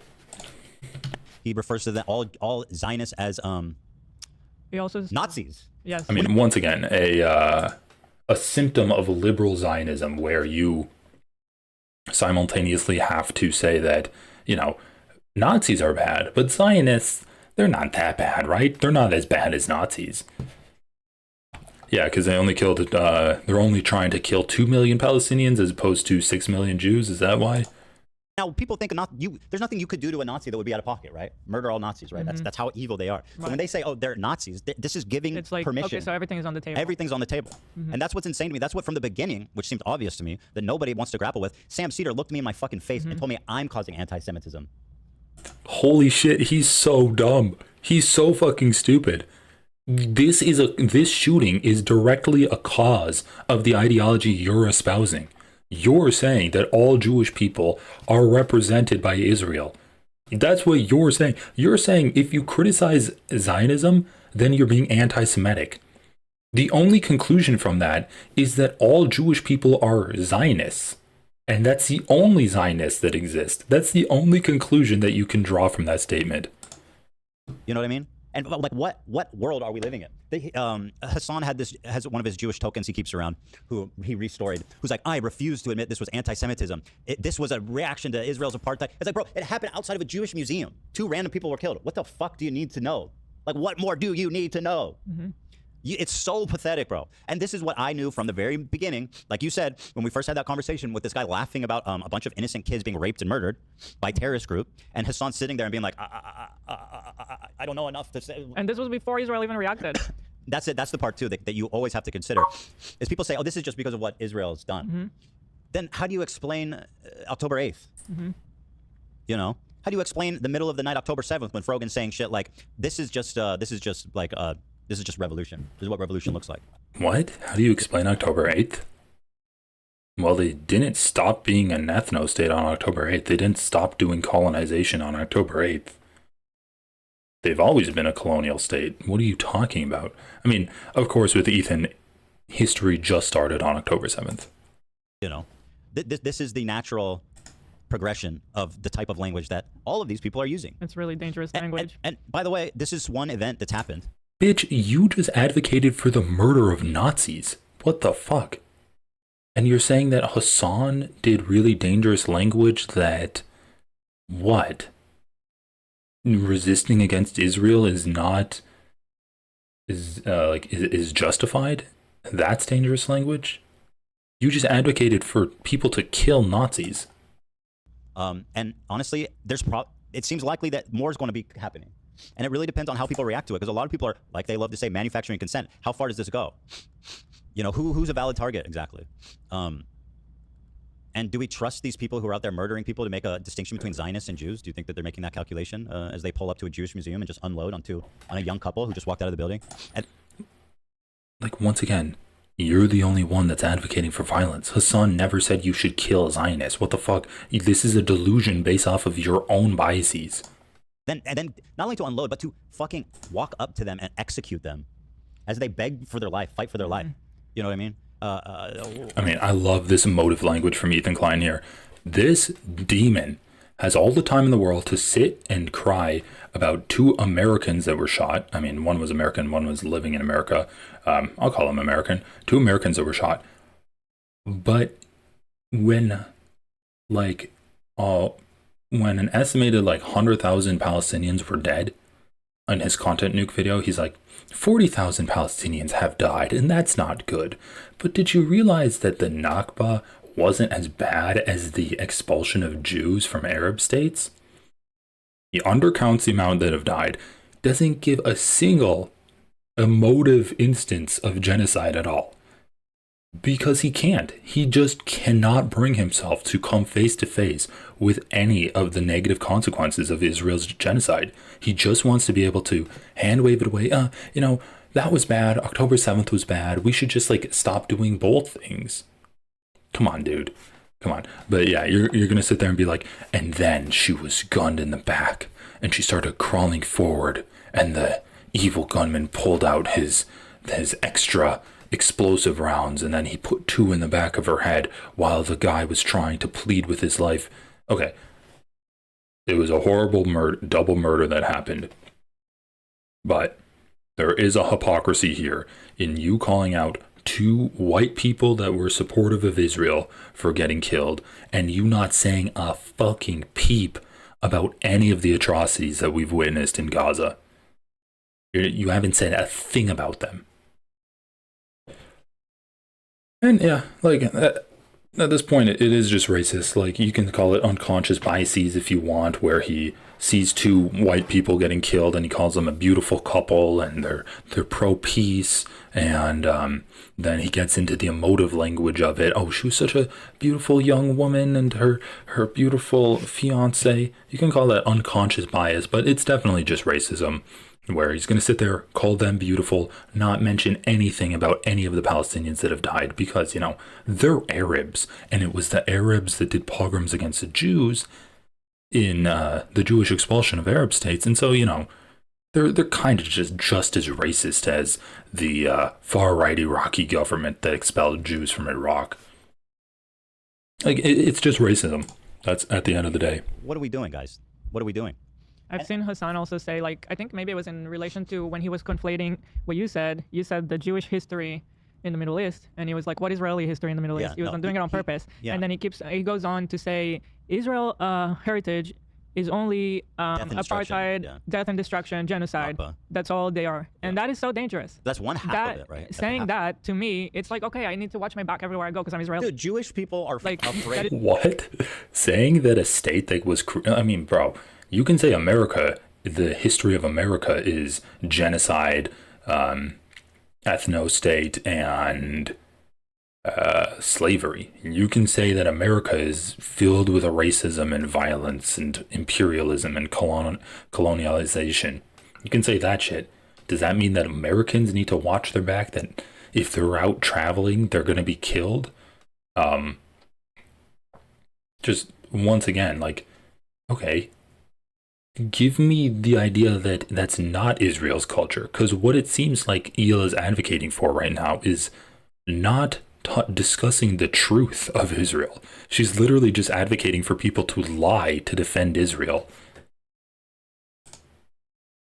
In this so country. Dangerous to and say that. It's funny for people who are not Jewish to laugh in my fucking face. Like when I made a message that was like, just so you guys know that would have been this dumb motherfucker, he always says, oh, people that aren't Jewish always laugh at me. But then he criticizes Sam Cedar just as much. And he criticizes Hasan's other Jewish friends as being token Jews or kapos. So give me a fucking break. You don't care if they're Jewish or not. You just want to say that so you can make them seem like they're being anti-Semitic.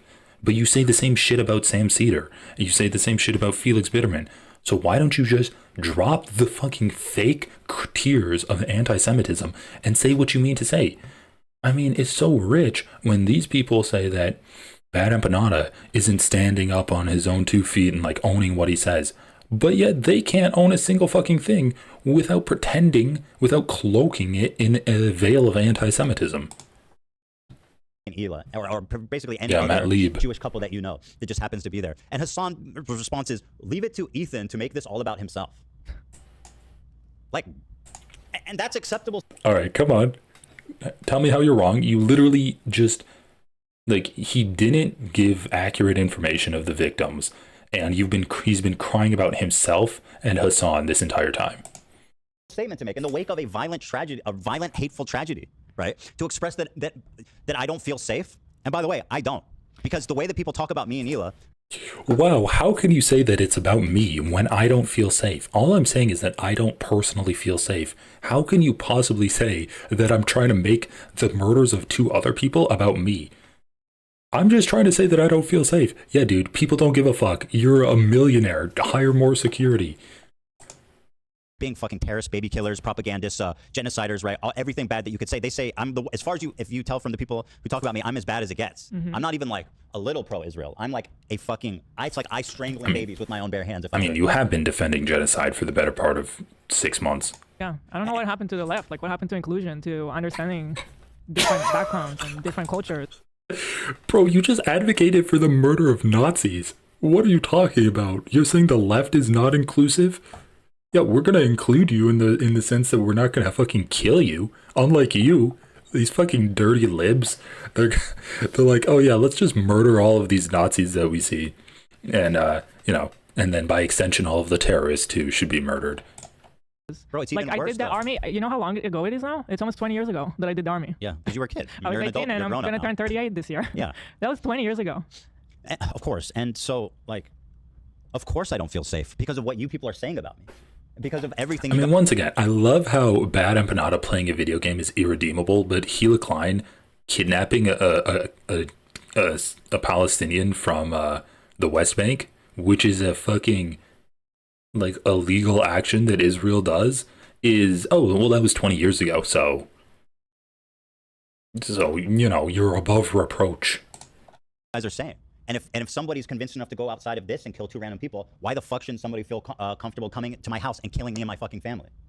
Am I crazy? Are you actually going to look me in the face and say I'm crazy for being afraid of that happening? Who would look me in the face and say that's not something I should worry about? You think this guy coming up to my house and killing me and Hila would feel any different?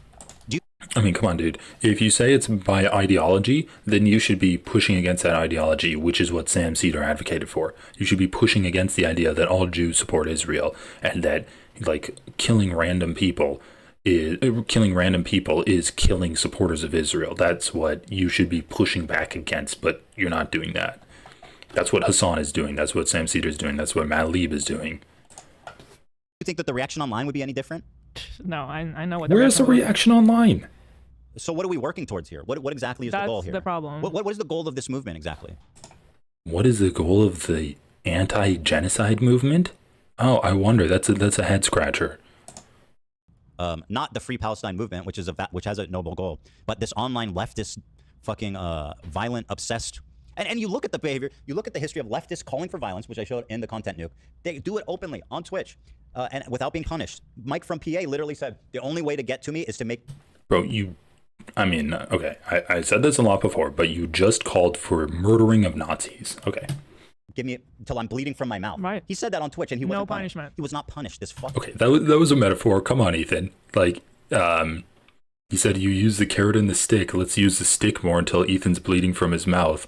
And then he switched into another metaphor. Like, it's literal metaphors. It wasn't him actually advocating for people to beat you with sticks until you change your mind about Palestine. And what happens every time they're not punished? They double down. And then guess what Mike said when these guys got killed? He says it was a psyop. Yeah. No, dude, it's because of the shit you're saying. It's. I've never seen come on, man, Hasan apologize for anything. Oh, I love that. I've never seen Hasan apologize for anything. I've never seen him apologize for anything or take anything back or say, you know what, that was too far. Never. Honestly, that's irresponsible. I can't find a single time he's done that. Because he never gets punished, so he just doubles down, triples down, quadruples down. Same with all. Okay, he gets punished a lot, but he's not wrong. When like Hasan says some stupid shit, but when we're talking about him getting punished, like the idea that he got banned for the Rick Scott thing that he said, the idea that he gets banned for a day for covering the manifesto of the shooter. Oh, those are stupid reasons to get banned. All of his, and his orbiters who have something to prove are even worse. Like Mike literally said, Ethan will never learn until he's bleeding from his mouth. Yeah. And there was no punishment for that. And then a week later, 2 random Jewish passerbys outside the Jewish museum are murdered in cold blood. It's Mike from PA, guys. Mike from PA as agent. What the fuck? Did Ethan actually just say that? Mike from PA used a metaphor saying that we need to, like, instead of using carrots to treat me nicely, we should be more mean to me. That's the metaphor Mike from PA used. He used the metaphor saying be mean to Ethan Klein. It wasn't a week later, it's like a month later. And then a month later, 2 Israeli embassy workers get killed. Coincidence? I think not. What? Okay, dude, come on, Ethan. You can't be mad that Hasan's calling you out for making it about yourself. This is embarrassing, dude. And his reaction is, I've never seen him apologize for anything or take anything back or say, you know what, that was too far. never. Honestly, That's I can't find irresponsible. a single time he's done that. Because he never gets punished, so he just doubles down, triples down, quadruples down. Same with all of I his. mean, it's funny. Once again, Gila calling the kettle black. She called Yoav Galant a good guy and never apologized for that. She never apologized for it. He's a literal war criminal, and she called him a good guy. Instead, she just took a few weeks off the show because she was getting criticized too much. But yeah, it's Hasan that needs to apologize. For what exactly? For what? For his ideology? That's what you want him to apologize for? You know, and his orbiters who have something to prove are even worse. Like Mike literally said, Ethan will never learn until he's bleeding from his mouth. Yeah. And there was no punishment for that. And then a week later, 2 random Jewish passerbys outside the Jewish museum are murdered in cold blood. And his reaction is, it's a psyop. Bro, that's a crazy thing to say. I see false flag too. Hasan suggested it too. I've got it all here. By the way, some ordinary gamer, Mudahar, said, I found that statement dumb. What you were saying was similar to if a Muslim had said they feel unsafe after the Christchurch shooting. Who the fuck would tell them, stop trying to be a victim? Well, you know what? Sometimes. Thank you, Mudahar, for the Thank comment. you. Sometimes Thank you, Mudahar. older Jewish Israeli people, they'll say Jews are not allowed to cry, which that's what this is about. They don't. You're not allowed to say your problems, talk about your problems. Well, people don't want to hear it. I see this. It's where this statement comes from. There's this Goebbels Nazi propaganda line that I start to see all the time. That's like the Jew hits you and cries out in pain. Like that's, you know. So it's like when you're talking about that's it, Nazi shit. What a way to make it about yourself. Or like they're always that's have Nazi something. shit. Yeah. He's doing that fucking. I mean, once again, what these people right now are doing is conflating Judaism and support for Israel. That's all that they're doing right now, which is perpetuating this fucking shit where you're seeing people being hateful towards Jewish people. Like, this is spreading anti-Semitism. This is akin to what Candace Owens does on her show, where she says that, oh, well, I mean, all of these Jews were in favor of me until I started speaking out against Israel, so it really seems like there's a cabal of Jews that will try to get you if you talk about Israel too much. Like, this is that level of anti-Semitism that they're doing. Oh yeah, all Jews support Israel. That the Jew hits you and cries out. Jews are not allowed to cry. So like the blatant, violent anti-Semitism that is oozing off these people. If you can't see it, then we're basically just going, I mean, bro, the example of anti-Semitism you gave, which I'm assuming is an example that you were talking about, is Mike from PA using a carrot and stick metaphor for talking to you online or talking about you online. It's a metaphor with using the carrot or the stick. Even if he advocated for violence against you, that would not be an example of anti-Semitism. So I'm waiting for it. Start to see all the time. When you use mean metaphors about me, that is anti-Semitism. It's like the Jew hits you and cries out in pain. Like that's, you know. So it's like when you're talking about Nazi. I mean, once again, like, fascists do that. Fascists need their enemies to be unfathomably strong, but also hideously weak, right? And obviously, like, fascists are also huge hypocrites and cry bullies. That's the whole idea of fascism.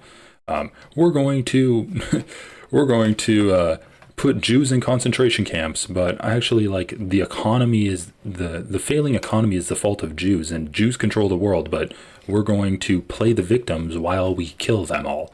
That's fascist ideology. Oh, what a way to make it about yourself. Or like they're always that's have Nazi something. shit. Yeah. He's doing that. He's doing that. The Jew hits you and cries out. Jews are not allowed to cry. So like that's the blatant, violent anti-Semitism that is oozing off these people. If you can't see it.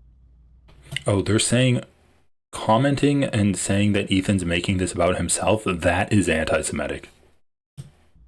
That's what they're saying is anti-Semitic. Then we're basically just. I mean, Ethan, you can't be mad that people are like surprised are noticing that you're making it about yourself when you actually said Mike from PA advocates for violence against me. A week later, 2 people get killed. Like, dude, that's actually like unhinged paranoid levels of self-aggrandizement. I mean, where are we going? It feels like where it was during the war and the Holocaust. It's reminiscent of that time. It's crazy to see because you can see how it happened. I've always said, like, I have no idea how the Holocaust could happen. It just makes no sense. And now I see it. I see how it happened. It's not that there's like so much. Oh my God, she better be talking about how Israelis dehumanize Palestinians, right? Come on. Bro, if you're actually... I'm so disheartened. If she's actually going to sit there and say that she understands how Jews were dehumanized because now she's seeing Jews dehumanized again? When there's an actual genocide going on and the entire world dehumanizing Palestinians. My God. Yeah, and you're not beating the making it about yourself allegations. What the fuck? Oh, now I understand how Nazis were able to kill Jews because of the way I'm being treated today. Did she actually, dude, did these 3 fucking idiots on this show actually just say that the way they're being treated today is similar to how the Jews were being treated by the Nazis in like the 30s and 40s? That's like the most anti-Semitic shit I've heard on this podcast. Bro, Ethan walks up to a Holocaust survivor, puts his hand on his shoulder. I feel you, bro. I get criticized online for supporting genocide. What the fuck? Actually, holy shit, these people are so delusional. Like, everyone on this podcast is delusional, but especially, like, Ethan and Ela are delusional, and I think Zach's just an idiot. He's doing that. The Jew hits you and cries out. Jews are not allowed to cry. So like, the blatant. Oh my God. Okay. This violent anti-Semitism that is oozing off these people. If you can't see it. Like, you can't defend the allegation that you're playing the victim while bullying other people when you are quite literally saying, I feel like how the Jews felt in Nazi Germany while defending a genocide. What the fuck? You're getting criticized for defending a genocide and you're saying, I'm being persecuted just like a Jew in Nazi Germany was getting persecuted. You can't just say that that's anti-Semitic when people call you out for that shit. We're basically just going, I mean, where are we going? It feels like where it was during the war and the Holocaust. It's reminiscent of that time. It's crazy to see because you can see how it happened. I've always said, like, I have no idea how the Holocaust could happen. It just makes no sense. And now I see it. I see how it happened. It's not that there's like so much wanton violence against Jews happening, although there is an insane rise in hate crime against Jews in America and around the world. It's the consent, it's the ease, it's the comfortability that people have with violence against them. I'm still waiting for the tweets of the online leftists supporting this murder. Come on, bro. Give it to me. Dehumanizing language being platformed to mainstream and being platformed by New York. Come on, dude. Calm the fuck up. You went onto Instagram and you doxed a guy for saying that Gila is going to go to hell. He didn't even say that. He's just said enjoy hell, right? You doxed a person for doing that. Give me a fucking single person that supported this murder. Come on, dude. This double murder. Come on. Give me one person that did that. You can't do it? Come, Ethan, you can do it. You have your entire show to do this. Make the argument for me. Make the argument for me that online leftists support the murder of these two people. Time exactly. by the CEO of Twitch saying this is his favorite creator. Yeah, saying it on all levels. The people are comfortable with the idea, and as people get more comfortable, guess what's going to happen? Watch this. By the way, Hasan just erased his entire Discord. Yeah, I Ew. saw people say that. Dude, stop fucking picking your teeth with your thumbnail. This is disgusting. Do kind of regularly. He's done it a few times, but now is a pretty funny time. Why? He let's see. He tells his chat. No, I'm not going to do that. Yeah, he tells his chat, by the way, who when he's reading the Shooter's Manifesto, he put his chat in emoji only mode, and even then, by the way, They were able to express support for the shooter. And by the way, Hasan managed to do more to support this shooter's dignity than me. It was only after I confronted him that he put it in chat emoji mode. Chatter, are you crazy? Chatter goes, yo, use this as your blast off meme. No. So why would you say that? He's like, he did more to protect the shooter than me because he put his chat in emoji mode, even though he put his chat in emoji mode with me too. You undermine every single point that you try to make, dude. You're so fucking stupid. I'm not gonna do that, okay? Missed therapy appointment, so now I have to pay extra, and we're here. What is this? You about to be arrested? For what? Having a fucking fat cock? Don't think that's illegal. You about... True. All right, Osama bin Laden blast off. Can you get through the news before 3 p.m. when I see the new Mission Impossible streamer, man? No. Should I use Tyrese Halliban? Should I do that? I don't... No, dude, I can't... Yeah, I'm not gonna use this, dude. Y'all are so stupid. Give me... Okay, guys, this is not like... This is not a time to be fucking... It's not a time for you to say fun, wild, edgy things, okay? There are probably 1,000 people in the chat currently documenting every single thing that you guys are saying in an effort to basically tie it back to me. And notice it's not don't do this because it's not wrong. because it's wrong. It's don't do it so that we don't look bad. So we don't look like we are. You don't see who we actually are. Yeah. Which is, by the way, the Discord's not public facing, although I think anyone can join it. But there's a reason they erased that. They just nuked the whole fucking thing. This community and rob it of its context or anything like that. Oh yeah, the context, sure. And to try to get me fucking deplatformed. Like lock in, stop fed posting. Stop it's not fed time for posting. memes. Just because you're anonymous doesn't mean you will stay anonymous. All this stuff. Okay. Hold the terrorist sympathies until after the show is over. Thank you. We got a lot of eyes on us. The terrorist sympathies. Okay, so the one example of someone celebrating this shooting was Hasan being like, "Don't celebrate the shooting." Okay, really proving your point there, buddy. All right, guys. I'm gonna call it for tonight. It went 2.5 hours. Not bad, not bad. I'm gonna cover his interview with who is it? Ahmed Fouad Al-Khatib.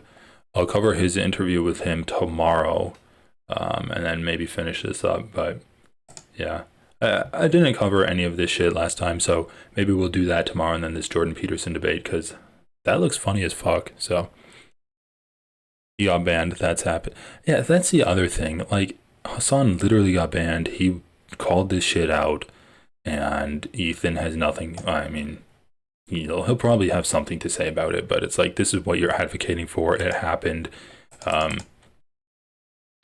Once again, when you get called a terrorist for just saying free Palestine, then what do you really want?